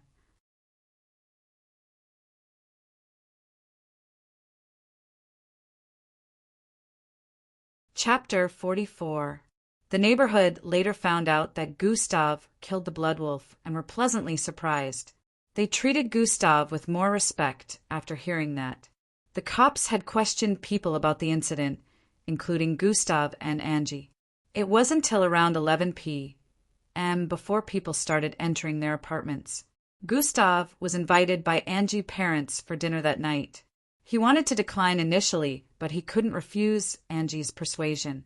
Even though he found it annoying, it was a trait he still admired about her. It was Gustav's first time entering their apartment, so obviously he looked around the living room. He noticed that it was no different from his in size. It also looked quite humble, unlike his that had a lot of expensive gadgets and the likes. The meal was ready in no time, which Gustav was grateful about because Angie wouldn't stop talking. They proceeded to the dining and started feasting on the meal after a small family prayer was done. All this was still very new to Gustav. He never even knew that family prayer was said before a meal, since he couldn't remember the last time he had one of those. Seeing everyone around him dig in, Angie, her mother, father, and brother, gave Gustav a kind of weird feeling, but not in a bad way. He also joined in. Gustav, what about your parents? Why do you live alone? Their father, who happened to be a very outspoken person, was the first to ask this question while they were having dinner. I don't have parents, Gustav answered, and proceeded to place another spoonful of food in his mouth. The dining area became silent for a while, but Gustav didn't seem bothered, as he was still eating his food without a look of worry. Sorry about that, Angie's father said with a look of concern. They all wondered how he was living alone, how he was able to afford an apartment and living expenses, but they felt they might intrude on his privacy. Even more so, no further questions were asked. There's no need for apologies. Gustav waved his hand to dismiss the weird atmosphere. He really isn't bothered. Angie stared at Gustav's face for a while before looking down to focus on her food. She didn't know why, but she felt Gustav seemed quite pitiful. In a few minutes dinner ended, but Angie's father still wanted to talk to Gustav about something. Gustav later went back to his apartment around midnight. The last night's event opened his eyes more to the nature of the world. He wondered if he would have truly tried to save people if the system hadn't given him the quest, or if he was powerful enough. After joining the MBO, would he also ignore such things happening? He knew for sure that he would have helped Angie, but what of the others? Gustav felt his state of mind had been kind of messed up since he killed Paul. The conscience and human emotions he used to feel towards people were slowly becoming distant. There were only 2 people he mostly showed his warm side, to which were Miss Amy and Boss Danzo. Also, he was slowly starting to warm up to Angie. He didn't know if it would continue like this or not, but he had decided not to overthink. He would figure everything out with time. His main goal right now was to become powerful enough so no one would control his fate or how his life is supposed to be. He wanted his life to go in the direction he willed. If someone was going to piss him off, he didn't want to have to hide anymore. The sufferings he had gone through in the past, he had promised to never let it happen again. The next morning, Gustav and Angie went to school together again. Angie has memorized the exact time he left the house and made sure to bump into him every morning so they would leave together. Angie noticed that Gustav seemed to look more attractive to her than yesterday, but she just couldn't figure out why. What she didn't know was she wasn't the only one who had such thoughts. Even when they were walking through the streets, anyone who noticed Gustav could not stop staring at him. Even if they took their face away, they would still secretly stare in his direction after he had passed. Gustav was starting to enjoy Angie's company, even he still found her annoying, since she always went out of her way to help others. There was a time he got to school late because she decided to chase a pickpocket who stole from a grandma. She always wanted to help even when it wasn't needed. Gustav's daily activities resumed as usual.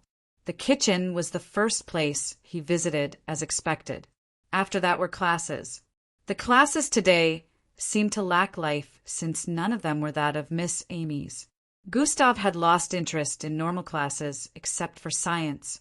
He still found science interesting, especially since he's been having some thoughts lately. He's been thinking of turning the second empty room into a kind of small science lab. Last night when he killed the blood wolf, that was where he placed the body. He couldn't help but smile after remembering the bountiful rewards he received as his mind went back to yesterday's events.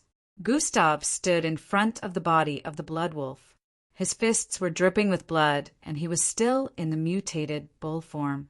The blood wolf had stopped regenerating, and it was on its last breath.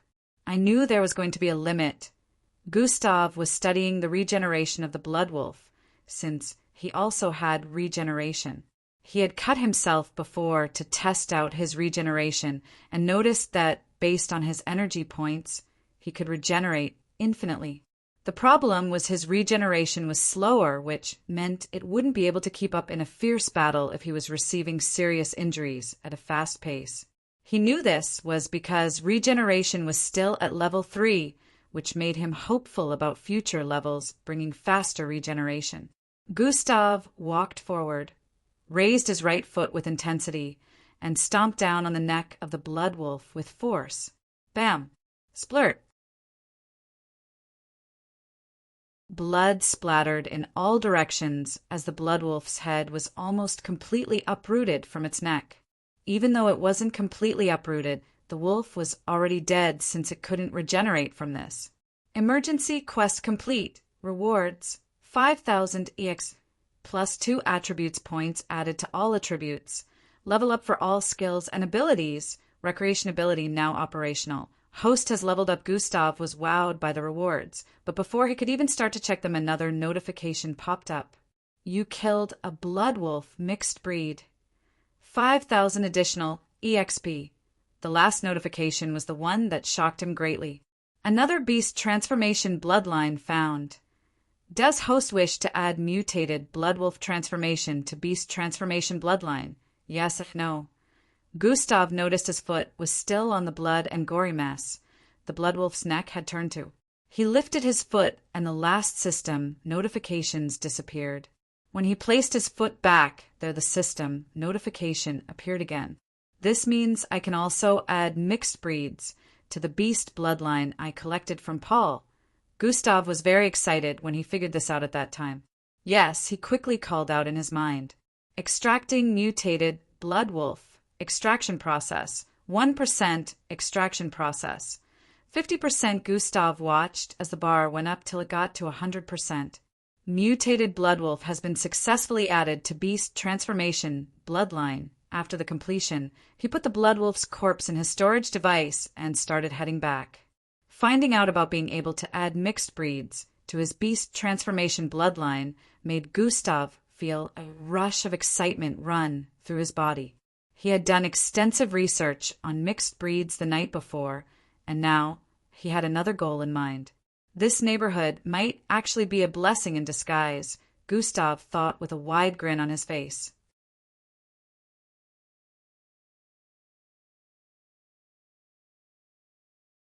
Chapter 45. This neighborhood might actually be a blessing in disguise, Gustav thought with a wide grin on his face. At the end of the day, Gustav was walking towards Miss Amy's office as usual. On his way, he received a lot of glares from different students as usual, but this time it was a different kind of gaze. The females glanced at him with subconscious desire, while the males glanced at him with a slight look of envy.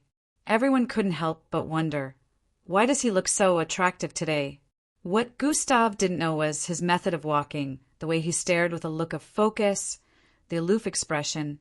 Everything action performed by him had improved into an attractive kind of way that made others notice him even if they didn't want to.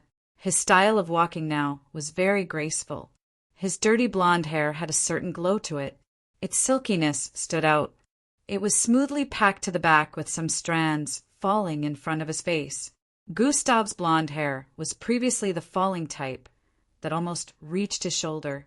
He woke up this morning and decided to style it this way instead. Gustav passed by the side of a female in smooth black long hair. Her face was so beautiful that it could be mistaken for a doll. Her skin was pale white and her face was the heart-shaped type with a pointed nose. Her looks were not short of perfect. She was about 54 and her body seemed to have matured completely at first glance due to the massive peaks in front of her chest. She turned to the side to stare at Gustav, who had just passed. She was dazed for a few seconds, seeing his elegance, but she quickly came back to normal. What's wrong with me? I already turned him down in the past. She pursed her lips and turned around to face where she was headed. But did he not see me at all? He didn't even spare me a glance. She turned to the side to stare at Gustav, who kept walking forward without turning to stare at anyone. Humph. I refuse to believe that this trash will not stare at me even once. As she walked forward, she kept staring at the side, waiting for Gustav to turn around and stare at her, but to her disappointment, Gustav kept walking forward without doing that. She found it strange and still kept staring at Gustav's back for a few seconds before a loud shout was heard. Hey, Yuhiko! A female student sporting chestnut-colored hair called out from ahead while waving her hand. I'm coming, she replied and turned back around to start walking towards the other female student. What are you looking at? The other female student questioned after noticing Yuhiko's weird state of turning around occasionally. Nothing, Mara, let's head to the dojo, Yuhiko replied and focused her sight forward. All right, remember you still have to duel with that Masuba, and you have to defeat him or you'll go on a date with him, Mara said with a frown. I don't date idiots, especially one who lost to an F grade, Yuhiko said in disgust. I still wonder who that F grade is. They say his physical strength is higher than a normal mixed blood, and he was able to defeat Masuba in a second.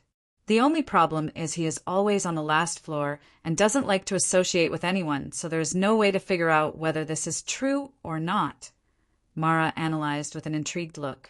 It doesn't matter because it doesn't change the fact that a B grade lost to an F grade. Do you think I would also lose to whoever that person is? Yuhiko had an intense look as she questioned Mara. Of course not, whether he has an insane physical strength or not. Battling is not all about strength. After all, I'm sure you would win, Mara said with a smile.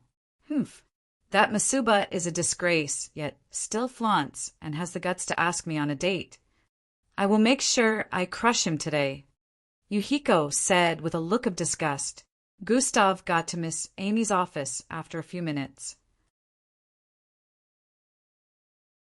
On his way, he had been thinking of how to use atomic manipulation bloodline in a battle, so he wasn't so focused on his environment. He knew he passed by the side of Yuhiko, who was hailed as the most beautiful girl in the entire school. Also, the same girl who crushed him 3 years back, but he was too busy with his thoughts to even care about glancing at her. Yuhiko was surprised since there had never been a time when Gustav saw her that he wouldn't stare at her with adoration. His eyes would be full of praise until she was out of sight. She found it a bit bothersome, but she enjoyed being worshipped, so inwardly she would smile while totally ignoring Gustav. She had expected this to happen again today. Miss Amy and Gustav headed to the dojo afterward. 2 hours after getting to the dojo, Gustav was about to finish training for the day. He had already sparred with Miss Amy, which of course ended in his loss. Miss Amy was always merciless when training Gustav, and Gustav's speed didn't come close to hers in any way. Even if he was to use sprint, he still wouldn't be able to touch Miss Amy. He would receive barrages of kicks and punches that always made him feel like he was hit by a moving train.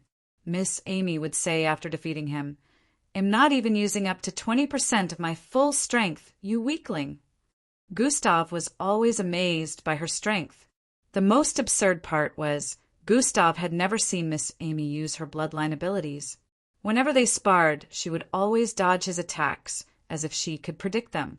She only trained Gustav in combat, but she allowed him to make use of his abilities, which she still didn't understand till now. Gustav only sparred for 1 hour with Miss Amy, and he used the rest to train solo. He was currently attacking a robotic-looking machine. This was a similar battle android to the one Endrick battled against when the inspectors arrived close to 3 months back. He had been using disintegration ability repeatedly. He wanted to train it well enough to use in combat, but it was proving impossible. This was the ability tied to the bloodline he got from Ben. The day he extracted this ability, he found out that it was very slow and impractical to use in combat. It was a very good ability, but it's slow. The day he killed Paul, he used this ability to disintegrate billions of Hangzhou and Ben's brain cells. The ability was able to make anything it came into contact with disappear. Gustav had been testing it out repeatedly. It was very slow in causing disintegrations from an atomic level. Luckily, Gustav only focused on the cerebrum when he was using it, which made it faster. When he tried disintegrating something larger, it would take time before he could completely make it disappear.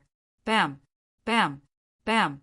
Gustav's hand glowed a milky light that only he could see as his palm struck the 2-meter-tall android. It was barely visible, but whenever he struck a part of it, that part would reduce a bit. It would compress slightly, but it wasn't due to his strength, it was due to the disintegration ability. Gustav squatted as he dodged the swung-out left arm of the android and threw out his palm towards its side. Bam! Contact was made again. This time the left side of the metallic android sunk in by an inch. It's improving, but... Gustav was in his thoughts and was about to throw out another attack when he heard voices coming from outside. He paused his attack and moved backward. "Activate sleep mode," Gustav said, going into sleep mode. A robotic voice was heard as the android shut down. "Dash here?" "Dash, yes, this is the dojo. Dash, just call him out already." "Dash, you call him out. Isn't that why you're here?" Gustav could hear the voices of some people coming from outside. Young, masculine, and feminine voices could be heard in some sort of argument. "Looks like they finally grew some balls." Gustav turned around and started walking towards the door. Time to collect more compensations. A wide grin could be seen on Gustav's face as he got to the door of the dojo and slid it to the side.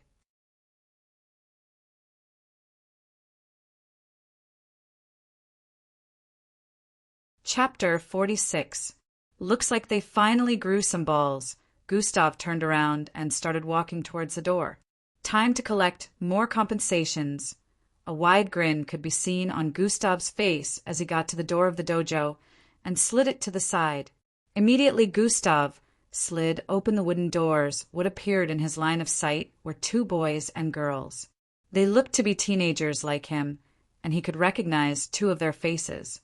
2 of the boys were among the students that watched the fight between him and Aurora, along with Masuba. The other 2 girls were unknown to him. The 4 of them immediately stopped arguing after seeing Gustav appear. "Is that him?" The girl on the right, sporting black and purple hair, questioned one of the boys. "Yes, he's the one." One of the boys who had a chubby look answered. "What? He looks so tiny and weak." The second girl, who sported brown hair, spoke with a look of ridicule. The 2 boys' faces paled as they heard that. "I thought it was going to be someone more intimidating." The girl with black and purple hair spoke again. "He looks like a pretty boy. How could Masuba lose to this feathered-looking person?" The other girl, sporting brown hair, spoke again. The both of them spoke like Gustav wasn't standing in front of them. The faces of the boys paled again upon hearing the conversation of the girls. They stared in Gustav's direction with a frightful look. Surprisingly, Gustav didn't even look bothered. He just stared at the girls like they were some clowns performing a circus act. "He's right here, you know." The chubby boy couldn't bear it anymore, and finally spoke, since he was afraid of Gustav misunderstanding the situation. He didn't want Gustav to think he was also among those insulting him. "What's this? You're scared of him?" The female, sporting brown hair, questioned with a look of disgust. "If you don't have anything tangible to say, I will return to my training. I have better things to spend my time on than wasting it on watching a circus act play out in front of me." "You two should get your circus monkeys out or here," Gustav said to the two boys and turned around to enter the dojo once again. "Hiss, did he just call us? How dare this?" The female on brown got mad immediately and wanted to approach Gustav, but the other girl dragged her back. "Remember the rules?" The girl sporting purple and black hair questioned with a reminding tone. When the girl on brown heard that, she calmed down. "One of the rules forbids fighting within the premises of the dojo. Fighting was only allowed through duels, and failure to comply would result in a permanent ban." "Don't worry, Senior. Yuhiko will take care of him for us," the girl sporting purple hair whispered in the ears of the other girl as she smiled. Gustav's ears caught what they said, even though he was already about to close the door. Perception had increased his 5 senses, so he would hear even the tiniest of whispers, so long as they were within the range of detection. "Please wait." The boys were the first to call out to Gustav before he could close the doors. "What is it?" Gustav asked while turning his head to the side. "Masuba would like to invite you to watch his duel with Yuhiko on the 2nd floor, the chubby boy answered. "Yuhiko would also like to invite you to watch the duel," the girl sporting purple and black hair spoke. "Is that why you all are here?" Gustav asked. "Yes," the group of 4 nodded. "Not interested." Gustav turned around after answering. "What?" The 2 girls were surprised that Gustav would turn them down even after hearing the name of the person who was inviting him. No one in the dojo could claim they hadn't heard of the most beautiful and powerful girl in the dojo. The boys weren't surprised, as they were already used to this cold attitude, since Gustav had turned down their friendship several times. "Please, Senior, Gustav, Masuba is willing to do anything for you to attend." The other boy wearing a pair of glasses spoke. "Oh!" Gustav looked interested after hearing that. "Is that so?" He came out of the dojo again as he questioned. The boys nodded in affirmation. "That's good. But before I can decide to come with you, these rude girls must apologize," Gustav demanded. "What? I'm not apologizing to this." Before the girl with brown hair could even complete her statement, Gustav interrupted her. "All right, we're done here." Gustav turned around once again to head in. "Ah, please wait," the boys called out to him, but he didn't answer. He went in and slammed the door shut. It was after he went in that the brown head girl realized her blunder. "You know Senior Yuhiko will take it out on you when she hears the reason for us failing to bring him with us," the girl on purple and black hair said with a sigh. Even the boys were sulking because they knew Masuba was likely to punish them if they failed. The girl on brown had a look of fright before speaking. "Let's call him out so we can apologize." "I don't think we have any other choice right now." They started knocking on the doors after that. After a few seconds, Gustav came to answer them again. This time a look of annoyance could be seen on his face as he demanded for the girls to apologize on their knees this time. "How could you?" The girl sporting brown hair was about to speak again when Gustav interrupted. "I'm going back," and then he turned around to leave once again, but this time the girl sporting purple hair quickly reacted by kneeling and dragging the one with brown hair down with her as they begged for forgiveness, even though looks of unwillingness were written all over their faces. Gustav was smiling inwardly after seeing this, but his outward expression was still the same. "Let's go then." On the 2nd to the last floor, a small stage that was similar to the one Gustav and Aurora had their first duel was placed in the northwest corner of this floor. A group of young boys and girls could be seen gathered around this stage. There were about 20 of them, and they seemed to be waiting for something, or in this case someone. 2 of these people were Masuba and Yukaho. Masuba was on the left side of the stage, while Yuhiko was on the right. The same inspectors that played as referees for Gustav's and Aurora's fight were also present, and they were all waiting for the same person before the duel commenced. Yukaho had a look of annoyance on her face. "What's taking so long? I can't stand this idiot staring at me in this kind of way. I want to stomp on his face as quickly as I can," she thought in her mind as she stared at Masuba, who was also exchanging glances with her. Masuba was staring at Yuhiko with a longing gaze. He stared at her like she was a holy being, a deity that wasn't supposed to exist on the earth, and truly Yuhiko looked the part. She was unrealistically beautiful. Just look at this idiot. He practically has drool leaking out the side of his mouth. No different from how that guy used to look at me. Humph. An image came to her head, but she looked quite disturbed as another image interloped with the one she first pictured. Just what was. She didn't get to complete her thought when loud voices were heard in the vicinity. "Dash, he's here. Dash, is that him? Dash, wow, he looks quite weak. Dash, how could Masuba have lost to him? Dash, but he also looks pretty, Everyone turned around to stare at the group of 5 who had just arrived. The person in the middle was who they were referring to. Yuhiko stared at the group approaching with a look of shock visible on her face. How could he be the one?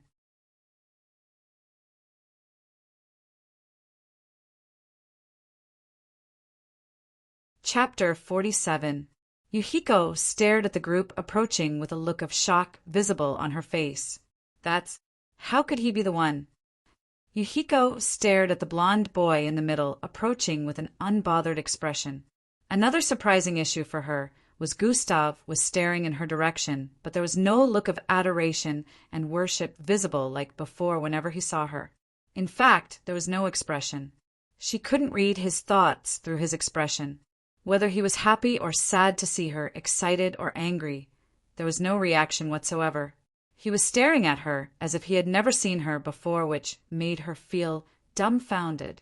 "Hey, Gustav, over here!" Masuba waved at Gustav as he called out. This confirmed Gustav's identity, which Yuhiko was questioning in her heart earlier.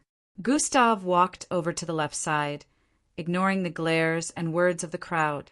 "My compensation for attending your duel is 20,000. Gustav immediately voiced out once he got to Masuba's side. Masuba had a wry smile on his face as he heard that. All right, he nodded after answering. "And for every 2 minutes I spend here, the amount increases by 5,000, Gustav added. Masuba's eyes nearly budged out of their sockets, but after a second, he nodded in defeat. "I hope you take your time when battling her. Although I doubt that will happen," Gustav said internally. "Is that the person you lost to, Masuba?" A female who was standing beside Yuhiko questioned with a look of disgust. "Yes, this is Gustav." Masuba acted as a bridge to introduce Gustav to both Yuhiko and the girl beside her.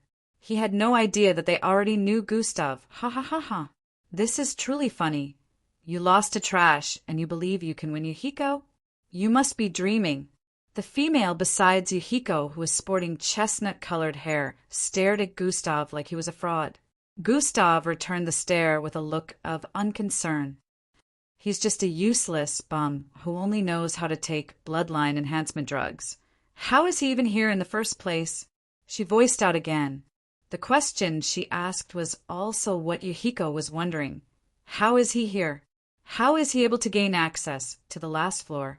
Masuba was dumbfounded by the statement the girl made. He turned to stare at Gustav before looking back at the girls. "Dash, bloodline enhancement drugs? That makes sense. Dash, there's no other way I can see an F grade defeating a B grade. Dash, so Masuba was just defeated unfairly?" The students within the vicinity spoke amongst themselves after hearing that. Masuba had already realized that they must have known each other before this. With the place getting chaotic, one of the supervisors finally spoke. "Gustav won the duel with Masuba fair and square. Do not discredit a genuine person's win. Supervisor Bola disclosed. He was a supervisor, so he would know this much. If a person was to use enhancement drugs, he would be able to tell at first glance. His disclosure made the place quiet down. There was no way anyone would believe the girl over Supervisor Bola. Some of them even started giving her weird looks, wondering what she was aiming at. If he is trash, then everyone must be trash too, since I'm pretty sure he would defeat everyone here. Masuba laughed as he spoke, causing everyone to turn speechless again. They thought about what he said and realized that most of them here couldn't even defeat Masuba. The strongest spectator here would only tie with him, so his words kind of make sense, but they still had unwillingness in their hearts. The chestnut-haired girl gritted her teeth in annoyance. Yuhiko, remember our plan.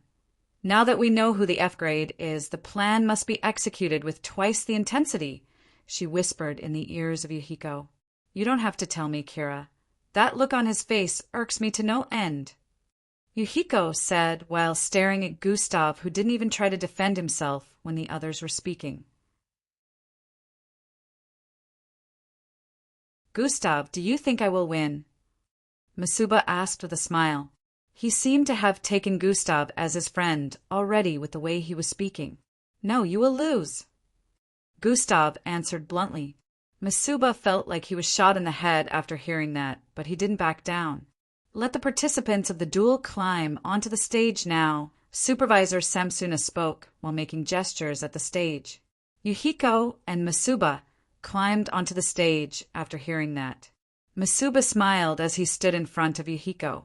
To think you can defeat me when you got beat up by trash. Just like Kira said, you must be deluded, Yuhiko stated with a dark look. You're still calling him that. Tisuke, I hope you don't end up as I did. Masuba shook his head in pity as he spoke. Supervisor Samsuna questioned if both sides were ready, which they reacted to by nodding. Let the duel begin, he added. Hiya. Masuba was dashed towards Yuhiko immediately after the go-ahead was given.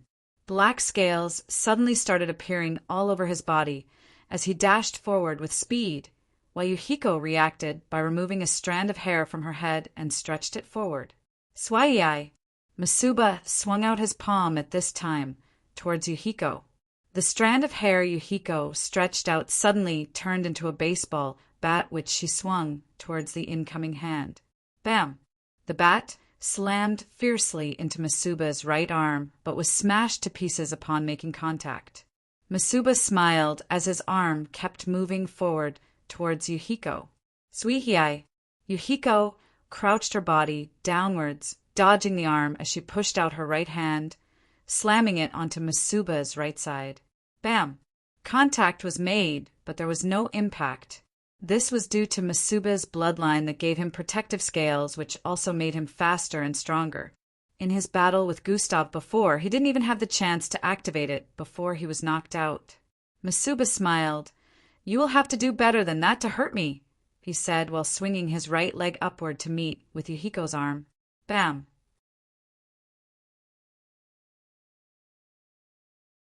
His right leg kicked her arm away. He was about to follow up with another attack when he suddenly felt heavy. Dumb! He fell to the ground on his knees with a shocked reaction. Gasp! Did his clothes just get turned into a metal-weight jacket? Someone voiced out from the crowd. That was when Masuba noticed his upper clothes were now black and metallic in kind of jacket form. Yuhiko had used her ability to change his clothes to this upon making contact earlier. It weighed more than he could handle, which affected his mobility. He wanted to pull it off of himself, but before he could do so, he noticed a metal bat swinging towards his face while he was still in his kneeling position. Bam! The metal bat crashed directly into the left side of his face, smashing his nose and several of his teeth in the process. Masuba fell to the ground while spitting out broken pieces of teeth. Yuhiko was the one holding onto the bat. Masuba's left face was brutally bruised. His eye had swollen up and was looking black like that of a panda, but he wasn't ready to give up yet.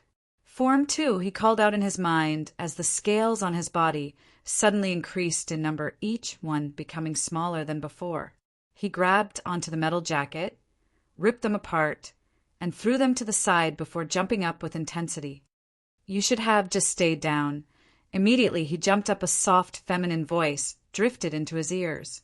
Yuhiko was holding onto a pebble, which she was lifting upwards. Masuba had decided he wouldn't give her the chance to do whatever she was planning and dashed out, but immediately he did. She threw the pebble towards him. "Swai, what sort of dumb joke is this?" Masuba smirked as he dashed forward while watching the pebble travel towards him in midair. All of a sudden his smile started to warp. First from a smile to a look of confusion, to awe and then fear, because right before his very eyes the pebble was increasing in size as it traveled towards him. Masuba wanted to move to the side to dodge, but it was already too late as the pebble had already transformed into a huge boulder that covered his entire line of sight. Bam! The boulder slammed into Masuba and kept moving forward without reducing speed till it knocked him off the stage. "Yuhiko wins this duel," Supervisor Samsuna shouted out. Supervisor Bola had already dashed towards the boulder and slammed his palm into it, causing it to break to pieces. Masuba had passed out already on the ground. His scales retracted into his body, which was covered with blood. The crowd stared at Yuhiko with adoration and cheers rang out. They had already expected this, even though Masuba was also a B grade like her. Yuhiko's bloodline was a unique creation type that gave her the ability to transform matter into whatever she wished. So even the air could be morphed into what she wanted if the right requirements were met. Supervisor Bola had placed a healing pill in Masuba's mouth, and he started healing up at a visible rate. Yuhiko did not leave the stage after winning. She stood there staring at a person in front. Everyone followed her line of sight and noticed she was staring in Gustav's direction. "Gustav, I challenge you to a duel," she voiced out while giving Gustav an intense glare.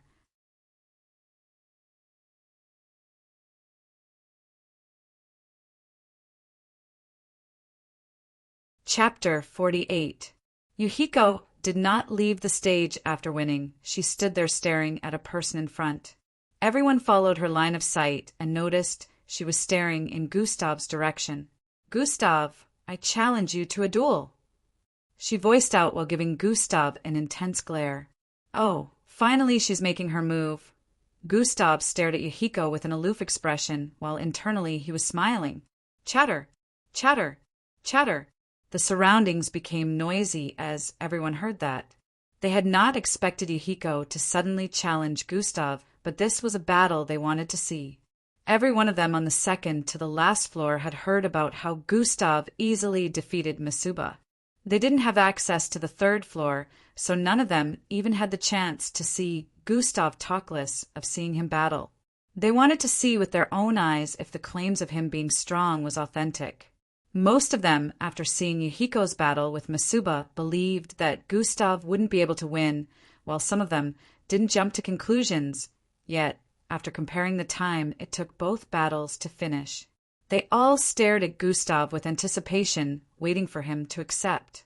"I refuse," Gustav stated and turned around to head towards Masuba. The sudden refusal shocked everyone. He refused the duel? I guess he's too scared after Masuba got defeated. I would be scared too if I had to go against Yuhiko. What a coward. Why is he called the strongest then? Voices of displeasure could be heard coming from the crowd as they stared at Gustav, who was standing in front of Masuba at the moment. Surprisingly, Gustav was not in any way moved by their comments and glares. He stood in front of Masuba, who had just regained consciousness and was still seated on the ground. "My pay." Gustav stretched out his hand towards Masuba as he spoke. Masuba nearly fainted again. At least show a little concern. "I'm just regaining consciousness." Masuba was speechless. "How much is it?" Masuba questioned while gulping down spit. "Precisely 236 seconds, which is approximately 4 minutes. That brings the entire amount to 30,000 rad. Gustav held his chin as he spoke. "I wish you'd have lasted longer in the battle, but I guess I'll just have to make do with this," Gustav added with a slight look of disappointment.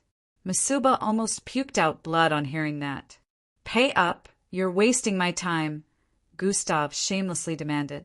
Masuba nodded and brought out a blue, cube-looking device. He handed it over to Gustav after standing to his feet. Gustav, you coward, accept the duel!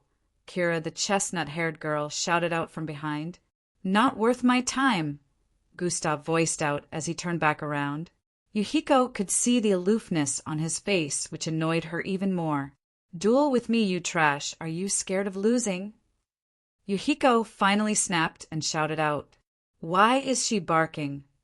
Gustav said with a casual tone. Unfortunately, I don't have time to play fetch. His manner of talking was so smooth that his statement didn't even sound like an insult, which made Yuhiko's face twist even more. When did he become like this? Yuhiko couldn't understand, and she kept staring at Gustav like she was seeing another person entirely. You. She gritted her teeth in anger as she pointed at Gustav. Gustav walked past the stage, ignoring her actions. It would seem he was heading back upstairs. What would it take for you to duel with me? Yuhiko turned around while asking as she stared at Gustav, who paused in his tracks after hearing the question. Finally, speaking like someone who has a little brain. Gustav grinned as he turned around.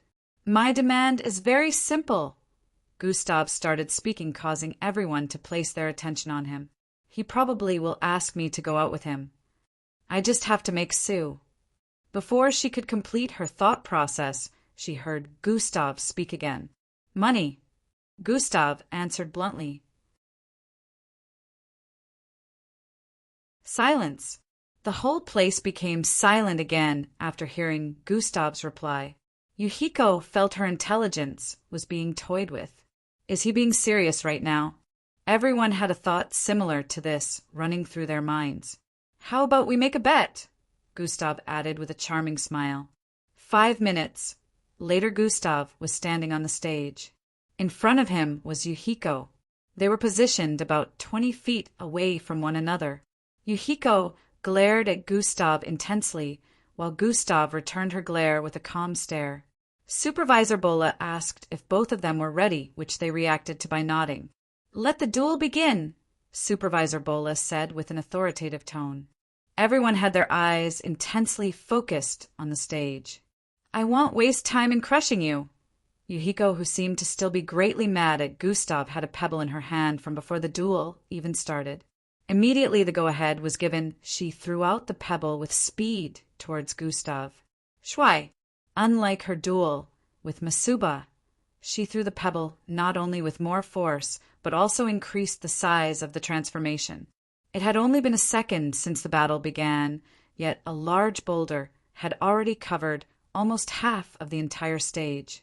The boulder was as wide as the stage, and the speed didn't slow down as it traveled towards Gustav, leaving him with no place to run to. Everyone's mouth was open wide as they witnessed this shocking scene. This kind of attack would cost a lot of energy and stamina. They stared at Yuhiko like she was a monster, but Gustav's action shocked them. He suddenly dashed towards the incoming boulder. Normally, it would be impossible to dodge it, but dashing straight into it was also no different from suicide. To their surprise, Gustav suddenly accelerated to an insane speed that they couldn't follow. Although this is still in its test phase and will probably drain a lot of energy, I will try it out, Gustav said internally as he dashed out. He had activated Sprint after dashing out and was about to make contact with the huge boulder which was moving towards him in a kind of slow motion. His right hand glowed a milky light as he called out in his mind. Atomic disintegration. Activate Chop. Chop has been activated. Gustav raised his palm, causing the milky glow to coat his entire right palm before slicing down towards the large boulder in front of him. A white line of energy surged out of Gustav's palm, traveling forward along with his descending palm. Before Gustav's palm collided with the boulder, the white line was already cutting through the boulder, still descending along with Gustav's palm. Screeve!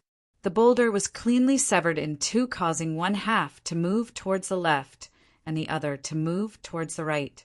Gasp! The crowd gasped upon witnessing the incredible scene, but Gustav didn't stop moving. He deactivated Sprint immediately after dividing the boulder in two, since he knew his energy would be completely spent if it remained activated. Even without Sprint, Gustav could move 50 feet in a single second, so closing the gap between him and Yuhiko was an easy feat swoosh. He arrived in front of her in an instant and swung out his left arm towards her face. Yuhiko was still dumbfounded by the sudden feat he performed, so she was still looking shocked. She could follow Gustav's normal speed with her eyes, but before she could react physically, his palm was already in front of her face. Pa! A crisp slap reverberated across the place.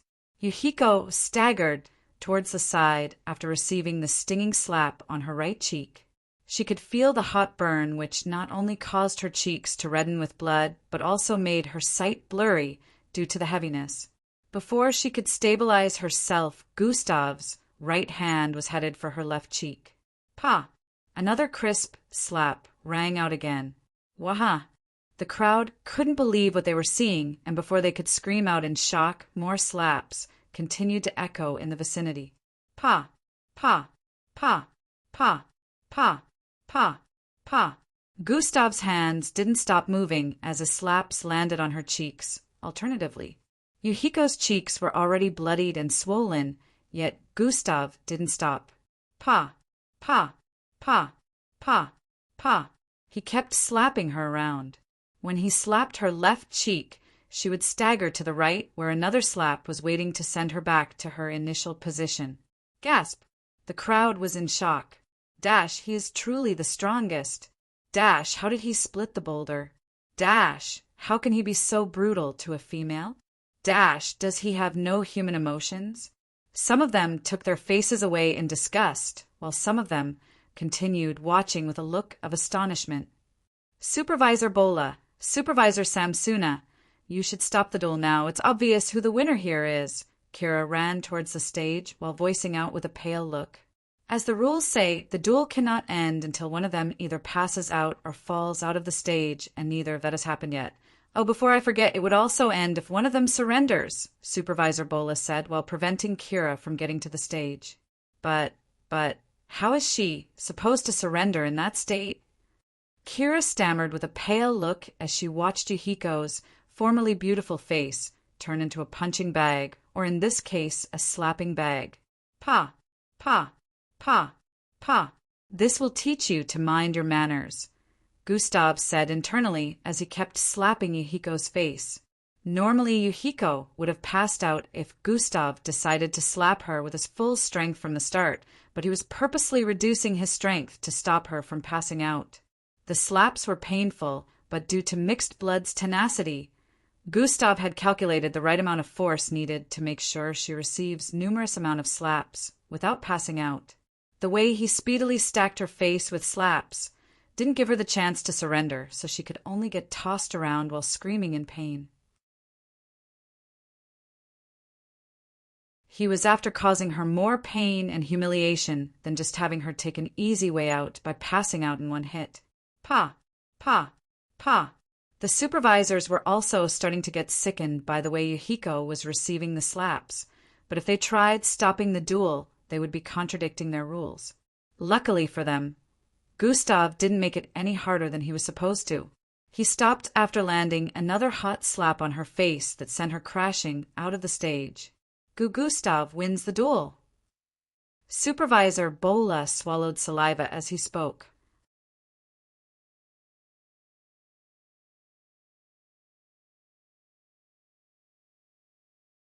Chapter 49. Gustav wins the duel. Supervisor Bola swallowed saliva as he spoke. Even after the announcement had been made, everyone still stood in place with widened eyes as they stared at the Yuhiko on the ground. Her face was swollen than that of a pig. Her eyes and lips could be mistaken for black and red buns. Her cheeks were bloodied with parts of her facial skin torn off. Her look right now bore no semblance to that of her former. The beautiful face she always took pride in had been turned into this. It was a disturbing sight to a lot of them there. They stared at Gustav, who was responsible for doing the deed. He was climbing down the stage, casually after cleaning the blood on his palms. Supervisor Samsuna arrived before Yuhiko and squatted while lifting her head slightly. This young man is truly a brutal type. He showed no mercy. Supervisor Samsuna parted Yuhiko's swollen to place the pill in her mouth. A few seconds later, her face started to heal up. Her eyelids trembled slightly, proving that she was about to regain consciousness. Supervisor Samsuna turned to stare at Gustav, who was walking towards the crowd. Well, this might have been extreme, but needed. I'm sure these young kids will learn humility from what they have witnessed today, Supervisor Samsuna said internally. Time to pay up, Gustav said as he got to the front of the crowd on the left. Chatter, chatter. Just transfer the money to the storage device, Gustav said and handed it over to a boy in front. Gustav started moving from person to person, performing the same actions. Dash! I still can't believe Yuhiko failed, one of them said with a look of indignation. Dash! Now we have to pay 20,000 rad each after losing the bet. This sucks. They voiced out in disappointment, but they had no choice other than to pay the money. The bet was with everyone who supported Yuhiko. They would pay that amount if she lost, but if she had won, Gustav was supposed to do whatever she willed for an entire month. Yuhiko wanted to show that she had more supporters, so she asked everyone to place their money on her winning, and she would compensate them after the duel. These teenagers could have remained neutral and decided not to support anyone, but because they wanted to please Yuhiko, they agreed to her demand. Only Masuba and the two boys that came to meet Gustav on the last floor didn't bet, since they knew he was going to win. Masuba was secretly praying for Gustav to deal with her for crushing him. He didn't expect that Gustav wouldn't just defeat her, but also give her the humiliation of a lifetime. All of a sudden, a loud cry was heard. You bastard, how could you do that to Yuhiko? Kira screamed out as she ran towards Gustav, who was busy collecting his winnings. They were only a few feet from one another, so she was able to arrive before Gustav in a second. A red line of light appeared in her hand, which she stabbed towards Gustav's chest. Well, birds of the same feathers always flock together.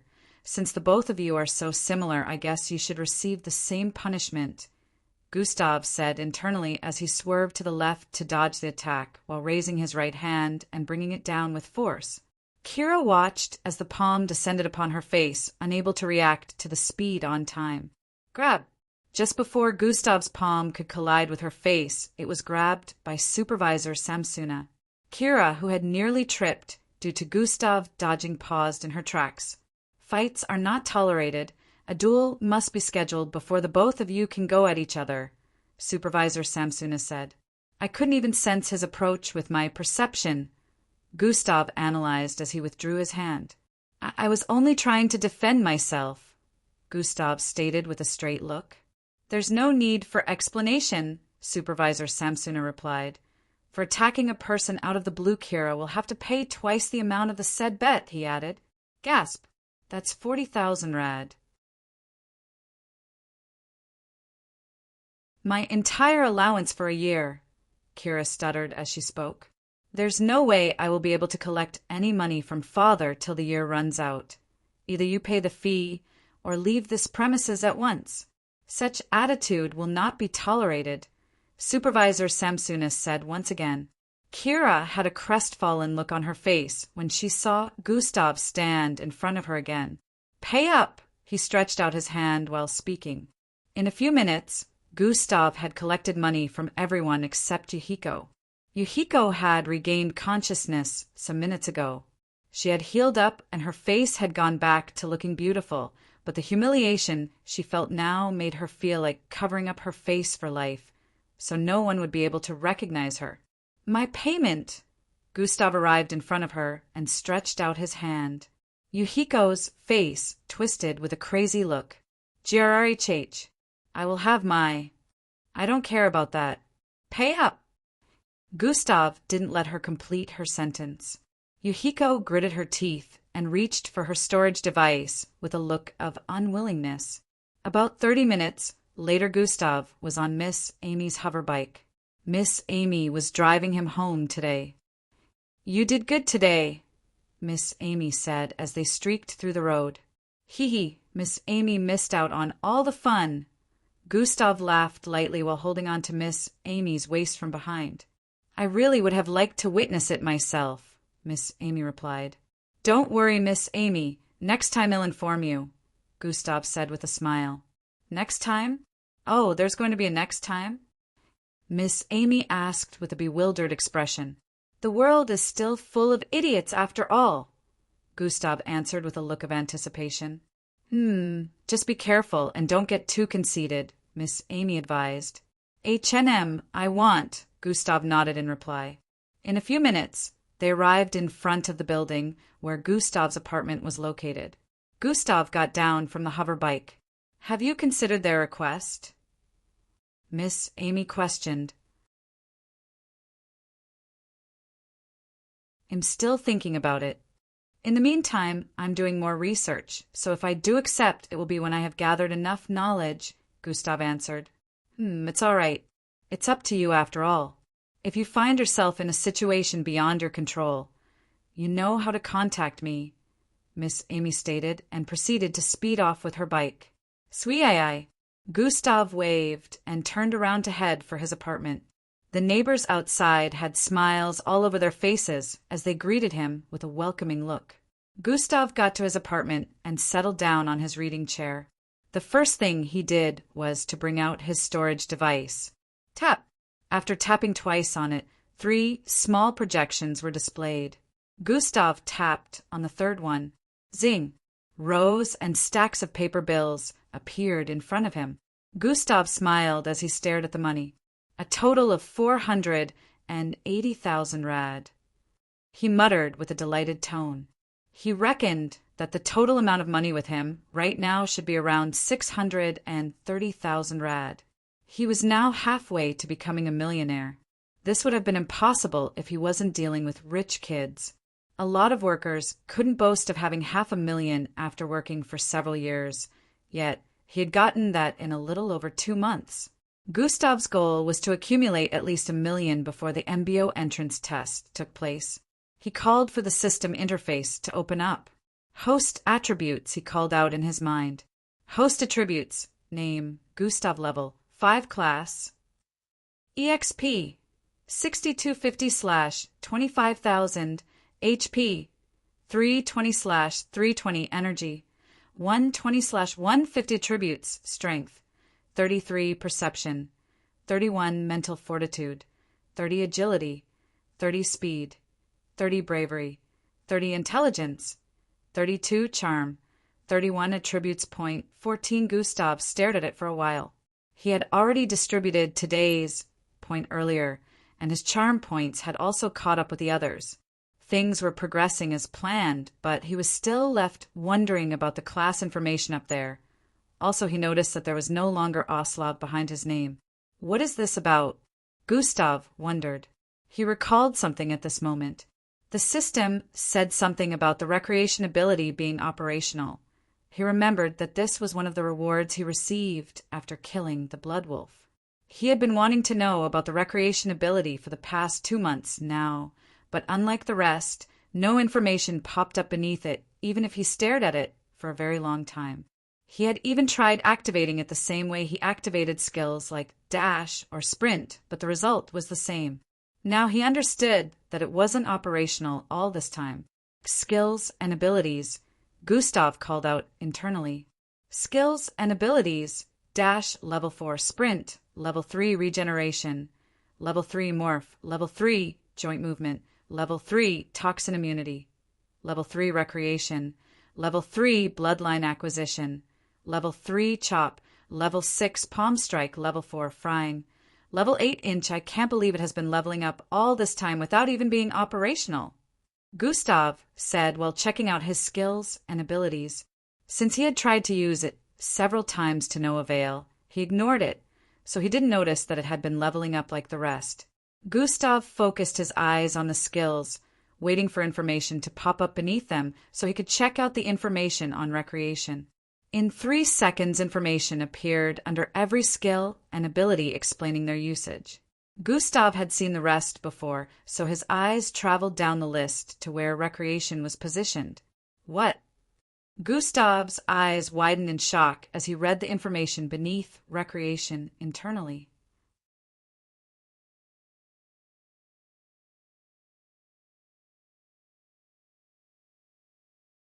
Chapter 50. Gustav focused his eyes on the skills, waiting for information to pop up beneath them so he could check out the information on recreation. In 3 seconds, information appeared under every skill and ability explaining their usage. Gustav had seen the rest before, so his eyes traveled down the list to where recreation was positioned. What? Gustav's eyes widened in shock as he read the information beneath recreation internally. Skills and abilities. Level 4, ability to increase current speed by 25 for 20 seconds. Sprint, level 3, multiplies current speed by 2.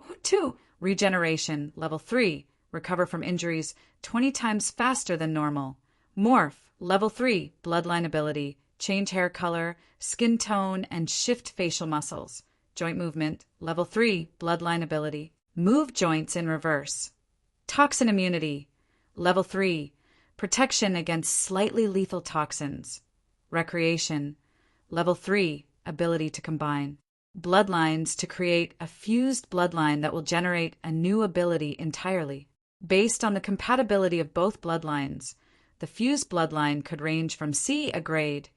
Bloodline acquisition, level 3, ability to extract bloodlines and pair them with host if the right requirements are met. CF rank. Chop, level 6, using either a weapon or a sharp object. Host can multiply the force of his strike by 3 times. Palm strike, level 4, when a collision is made using this skill. It generates a force that infiltrates deep into the surface of collision. Gustav's eyes were focused on the recreation. He couldn't believe that such a skill existed all this time and the system prevented him from using it. The possibilities of what he could achieve with this made him shiver from excitement internally. Wait, now that I think about it, I wouldn't be able to make use of this ability if I didn't have more than one bloodline. Gustav realized this and understood that even if the system gave him access, he wouldn't be able to use it. But now he could try it out, since he currently has 3 bloodlines in total. But what would happen to the original bloodlines after I fuse them? Would I still be able to use them singularly, or would they become one entity that I won't be able to use separately? Gustav thought hard about this. He had wanted to test it out, but when these thoughts popped up, he felt he should look into it properly before thinking of using the skill. I can't try this with beast transformation or any of the 3 I currently have. I will need to steal more bloodlines and perform experiments on those first, Gustav concluded, but now the issue was how he was going to steal more bloodlines. He couldn't steal bloodlines out in the open because he would have to make contact with the blood located in the neck area of a person before he could get the system notification for bloodline extraction. He would need to be in a secluded environment before he could think of doing that. Gustav started to hatch a plan in his mind. He had decided he was going to move his plans for revenge forward with this situation at hand. He didn't even notice that he could now steal C-grade bloodlines until a notification rang in his head. A new monthly quest has been issued. Gustav stared at the notification with a look of anticipation. Quest: acquire a C-grade bloodline in 30 days or less. Rewards: hidden, punishment for failure. Hidden, I need to acquire a C-graded bloodline. This was when Gustav's happened to notice on the system interface that he could now extract C-grade bloodline. Gustav couldn't help but smile at this, since it came at a time when he was thinking of acquiring more bloodlines. He knew scheming would be necessary before he could get the opportunity to steal a bloodline without drawing any suspicions, yet he was glad because this meant he could finally steal bloodlines from some of the students who gave him trouble back in the past, since some of them were C-graded. Gustav brought his eyes down to the rewards and punishment section. What the heck? Everything is hidden? Gustav voiced out with a look of discomfort. This was the first time the system was hiding both the rewards and the punishment. The punishment was mostly hidden, but he had never seen both of them hidden at the same time when a quest was issued. Just what is it playing at? Gustav sighed internally in defeat. He just couldn't understand the system at times. On the bright side, the system had stopped calling him an idiot, but he still wondered why it didn't initiate a conversation with him like earlier, but Gustav knew that no matter how hard he thought of it, there was no point. It wasn't up to 3 months since he got the system, so he knew finding out the secrets it held would take a lot of time. Even though he occasionally had questioning thoughts about where the system came from and all that, he wasn't really bothered. He was just happy he encountered something like this, and right now his thoughts were still preoccupied with the present situations, so he had decided to place this at the back of his mind in the meantime. Gustav closed the system interface and tapped on the webboard in front of him. A holographic projection appeared in front of him after that. "Time to continue my research," Gustav muttered. In a flash, 2 days had gone by. During these 2 days, Gustav's and Yahiko's duel had been a hot topic in the dojo. Everyone on the 3rd to the last floor heard about it also. The 2nd floor only had 12 students that attended Echelon Academy, and they happened to be simping for Yahiko in one way or the other, so they never mentioned the fight in school. It was said in school that she lost to a grade mixed blood instead of an F grade. The 3rd floor of the dojo had lots of students from Echelon Academy there, but because they weren't there when the battle happened, they couldn't confirm that she was defeated by an F grade.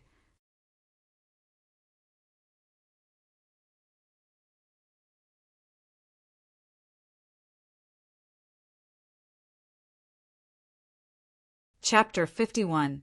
He had been researching on mixed breeds since the night before. He still wondered how such creatures existed on Earth, and he was only coming across one after 16 years of his life. He had found out that the mixed breed he defeated was a level 2 mixed breed, which was comparable to a step 3 Zulu rank. Gustav had figured out that not all mixed breeds were the mindless type that attacked human civilizations. He also discovered that some mixed breeds were mixed bloods whose bloodlines went AWOL when awakening them, turning them into beasts. Some mixed breeds looked entirely different from any animal that used to exist on Earth, while others looked similar, but quite monstrous. Wait, it's possible to exchange the bodies of mixed breeds for money? Asterisk Gustav was currently staring at an article on the web that displayed this information.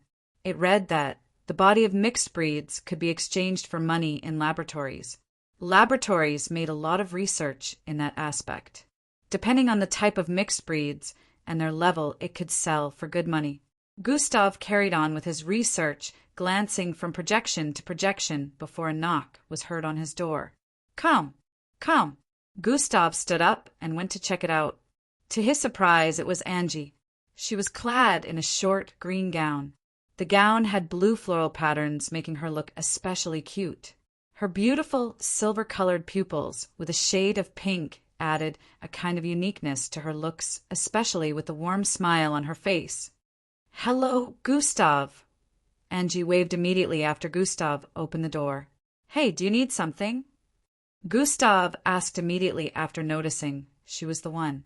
He didn't want to waste time so he could go back to his research. "Well, my mom asked me to invite you to dinner," Angie said while using her right index finger to twirl her hair with an obvious shy expression. "Dinner." Gustav had a look of confusion on his face before slamming the door on Angie while entering his apartment. Angie. She was confused as to why Gustav would suddenly slam the door shut in her face. "I guess it's a no then," Angie muttered with a dejected expression while turning around to leave. Inside his apartment, Gustav checked the time and was surprised to find out that it was 9:30 p.m. at night. Already damn. "I haven't completed today's task," Gustav exclaimed. He had lost himself in researching mixed breeds, so he didn't notice that it was already late in the night. He quickly picked up his red hoodie jacket and wore it before dashing out of his apartment. By the time he arrived at the corridor, Angie had gone back to her apartment, but Gustav didn't even take notice of this. His mind was currently preoccupied with completing today's task before the time ran out. He opened the system interface to check.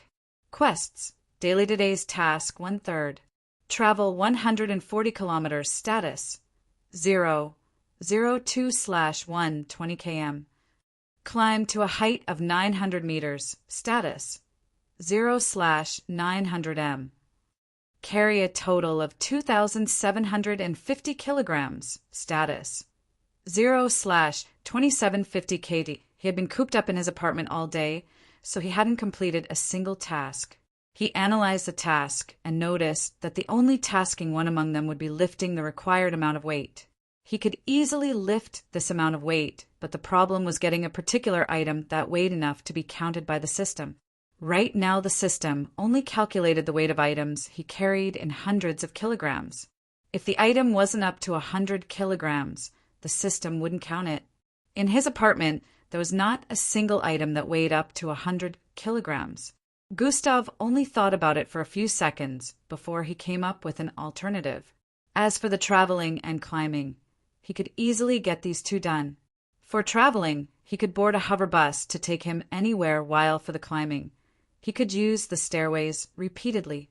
Gustav dashed down the stairway and reached the bottom of the building in a few seconds.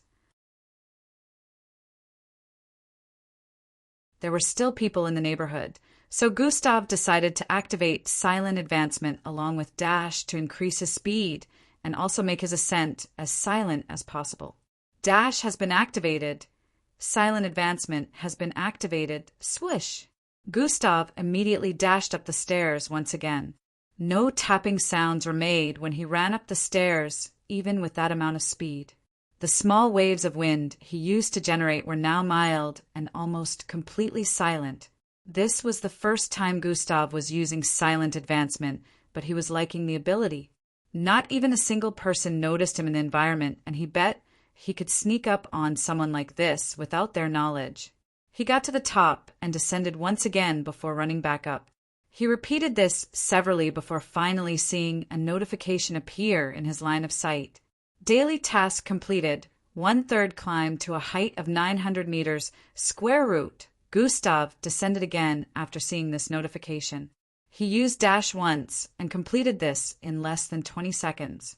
Gustav didn't waste time before heading towards the nearest bus stop and boarding a hover bus. He calculated on the city map the closest place he could travel to for the traveling task to be completed. He decided to head towards a particular part of the city that was close to Echelon Academy, but still some miles away.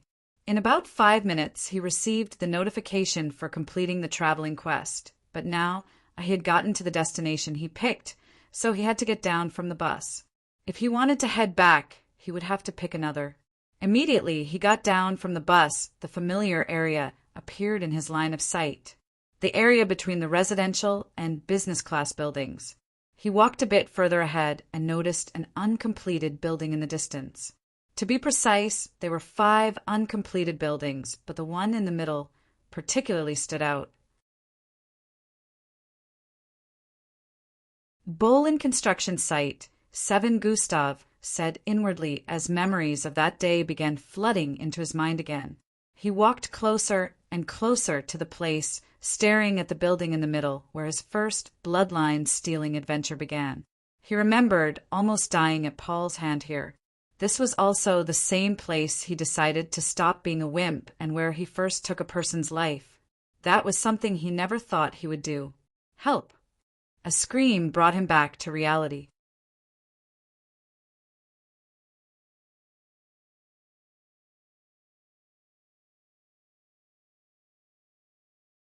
Chapter 52. Help! A scream brought him back to reality. Gustav turned around to see a teenage girl in red clothing running from an assailant in black. Both of them were coming from the route that led to the back of the construction site. The teenage girl was dressed in a tight-fitted red gown. She had makeup on her face, making it was obvious that she was dressed for an occasion. Gustav felt that she was probably just coming from a party or something. Both she and the assailant were faster than normal, so it was obvious that they were mixed bloods. Also, not many people were passing this area at this time. Gustav could only see about 3 people at different corners of the street. There was no telling if they were normal people or not, so they probably wouldn't be able to follow their speed if they were. The girl and the assailant were headed in Gustav's direction.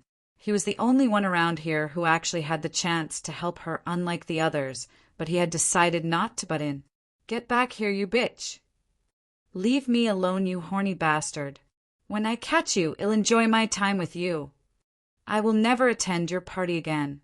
I will have my way with you, and nothing can stop me, ha ha ha." Their dialogue drifted into Gustav's ears as he kept walking. On closer look, the assailant was actually a teenage boy clad in black. From their conversation, Gustav had painted a kind of picture in his head about what happened. He figured the girl was probably invited to a party, and now she's about to be violated by one of the organizers. This unpopulated area was proof that this might truly be the case, since youngsters nowadays tended to like partying in places where they wouldn't be disturbed. Gustav also concluded that the boy was not scared of chasing her all the way out in the open because he probably wouldn't face the consequences of breaking the law. In other words, the boy must have a background that can exempt him. Another bastard that comes from an affluent family. Gustav was tempted to, after analyzing the situation, but he changed his mind. It's none of my business. Let her suffer the consequences of attending such parties. Gustav kept walking forward. "Don't make me use it. I don't want to ruin that sexy body of yours. Help." The female shouted out just as they were closing in on Gustav in front. "Bitch, you're still asking help from another person." The boy shouted out while stretching his hand out. Flum! A black ball of gas shot out from his palm after performing that action. The girl screamed out and ducked. Due to that action, the ball of black gas was headed towards Gustav in front. Gustav stared at the ball of gas as it approached with an inquisitive look. He analyzed it as it approached him. The girl who ducked seemed to be shouting out something after ducking. She already thought Gustav would definitely get hit, but to her surprise, he swerved to the side quicker than she expected, dodging the ball of black gas. Bam! It made contact with a small sign that was 3 meters behind Gustav earlier. SSHHSSS. A sizzling sound rang out as the sign started melting. The teenage boy was able to catch up to the girl after this. He grabbed her and lifted her from the ground with a smile on his face. "You gave me so much trouble. I will take my time with you," the boy said while licking her earlobes. The girl shivered in fright as the boy's left palm traveled towards her chest. He grabbed her breasts through her clothes and started fondling them. "Ah, what a great feeling," he muttered with a look of delight. "Luti emi geo!" She struggled to free herself, but he was obviously stronger than her. "Hey, you almost hit me!" The boy paused his hands and stared at Gustav, who had just spoken ahead. His eyes traveled from top to bottom and from bottom to top before sneering. "Who is this rat? Watch where you're going next time then, idiot, ha ha ha." Gustav looked down and smiled when he heard that.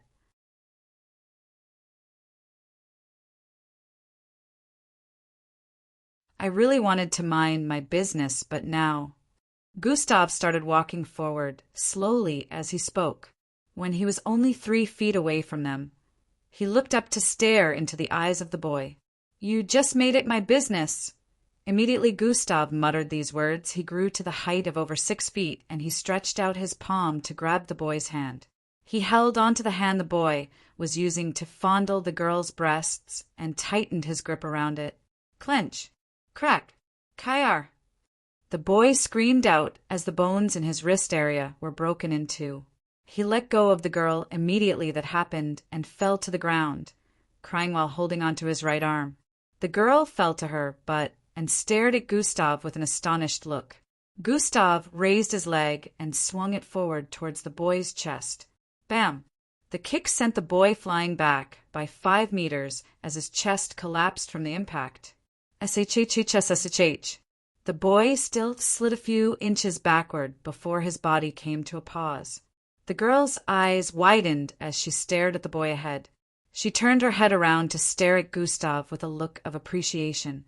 "Thank you," the girl said while smiling at Gustav. "I didn't do it for you," Gustav said and activated dash before running forward. Swish! In a few seconds he was out of sight.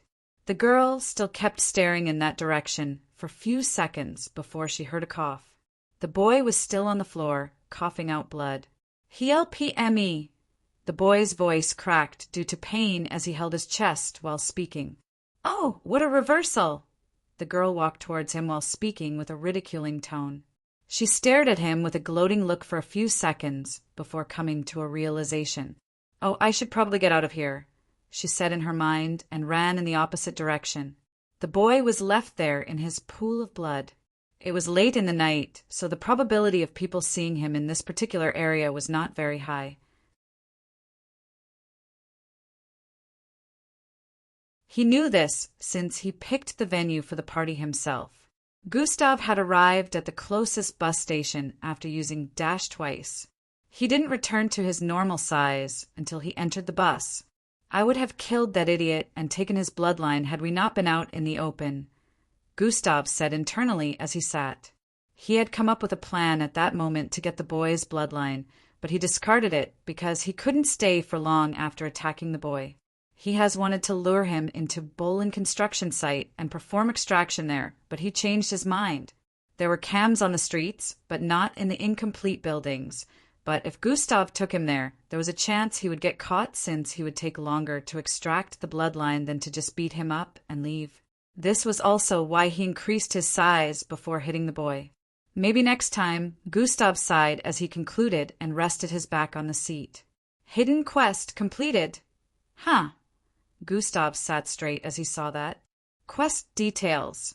Save the girl from getting caught by the assailant. Gustav's expression was full of bewilderment as he stared at the notification. "I would have failed if I decided to ignore her?" Gustav wanted to curse the system, but he understood that it wouldn't be called Hidden Quest if he was told about it beforehand. He had practically failed since he didn't get involved until after the boy's attack nearly hit him. Reward: Bloodline upgrade, 5,000 EXP. Congratulations! Host morphability has now evolved into shape-shifting. Shape-shifting? Gustav's eyes widened as he stared at the notification.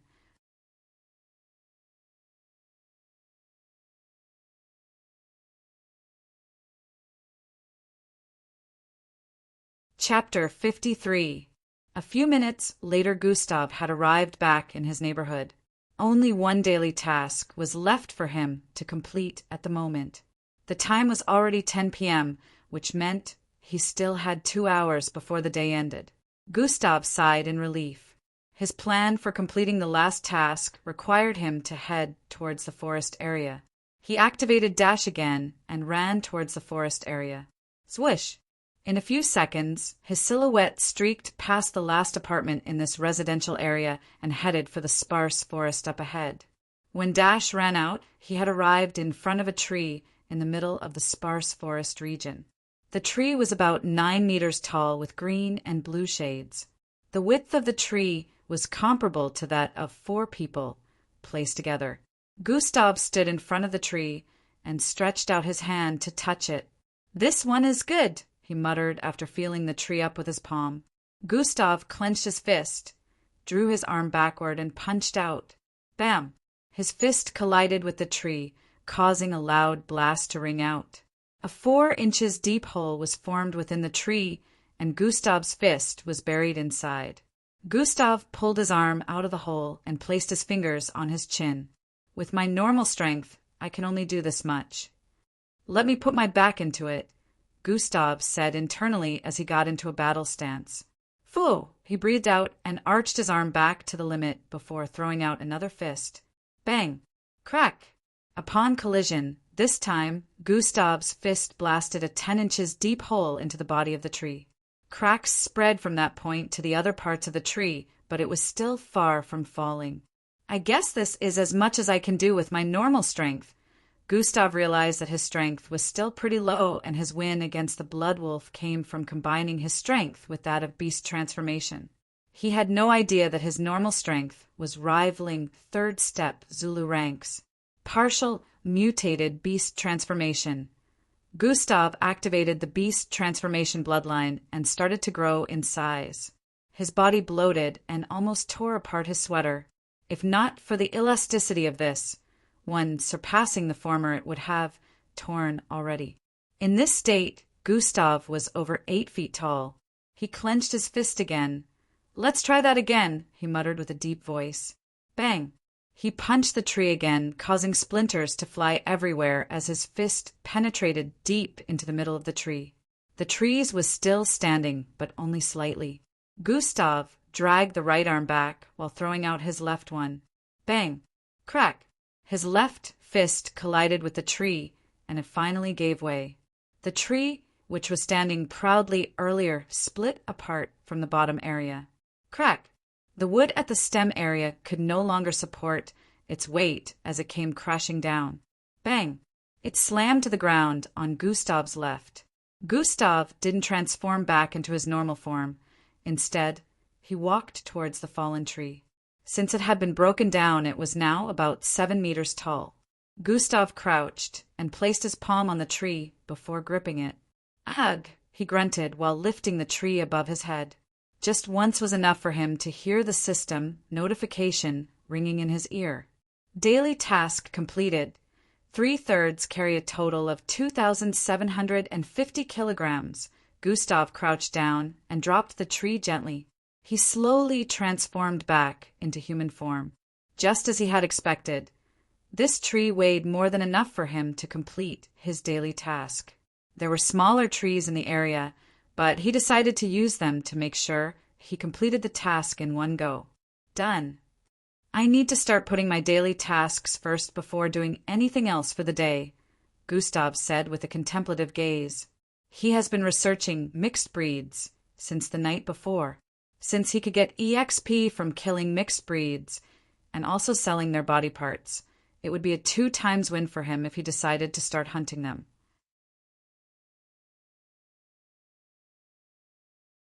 The problem was where to look without getting himself killed, since there were mixed breeds that were more powerful than he was currently.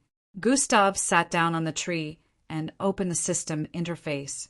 When it appeared in his line of sight, he called for Skills and Abilities panel to be displayed.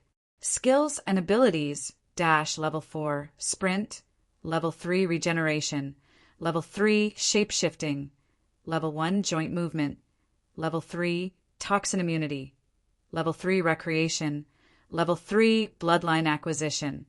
Level 3 Gustav's eyes were focused on shapeshifting. He wanted to know if it was what he thought it was. Shapeshifting Level 1. Ability to copy the looks of a person when the right requirements are met. It's truly as I thought. Gustav felt like he was dreaming. He never knew he would get such an ability at a time like this. This makes everything much easier. Gustav was already thinking about how he was going to make use of the ability to the best of his benefit. He had never seen someone with a shape-shifting ability before, so he believed it must be pretty rare. Gustav decided to head back to his apartment after a few minutes of sketching plans. It was past 10 p.m. at the time when Gustav entered the building. He got to the last floor in a few seconds and walked through the corridor that led to his apartment. He noticed the silhouette of a person sitting in front of his apartment door. The lights in the corridor were dimly lit, which was why Gustav couldn't see this person properly, but due to perception, he had already noticed the person from far away, and he could tell that this person was a female. Gustav walked silently towards the person with a suspicious expression on his face. He was preparing to attack or counter any form of attack if this person happened to be dangerous. He moved silently until he was only 7 feet away from the person. He could finally see the person clearly. "Angie," he muttered with a bewildered expression as he walked towards her.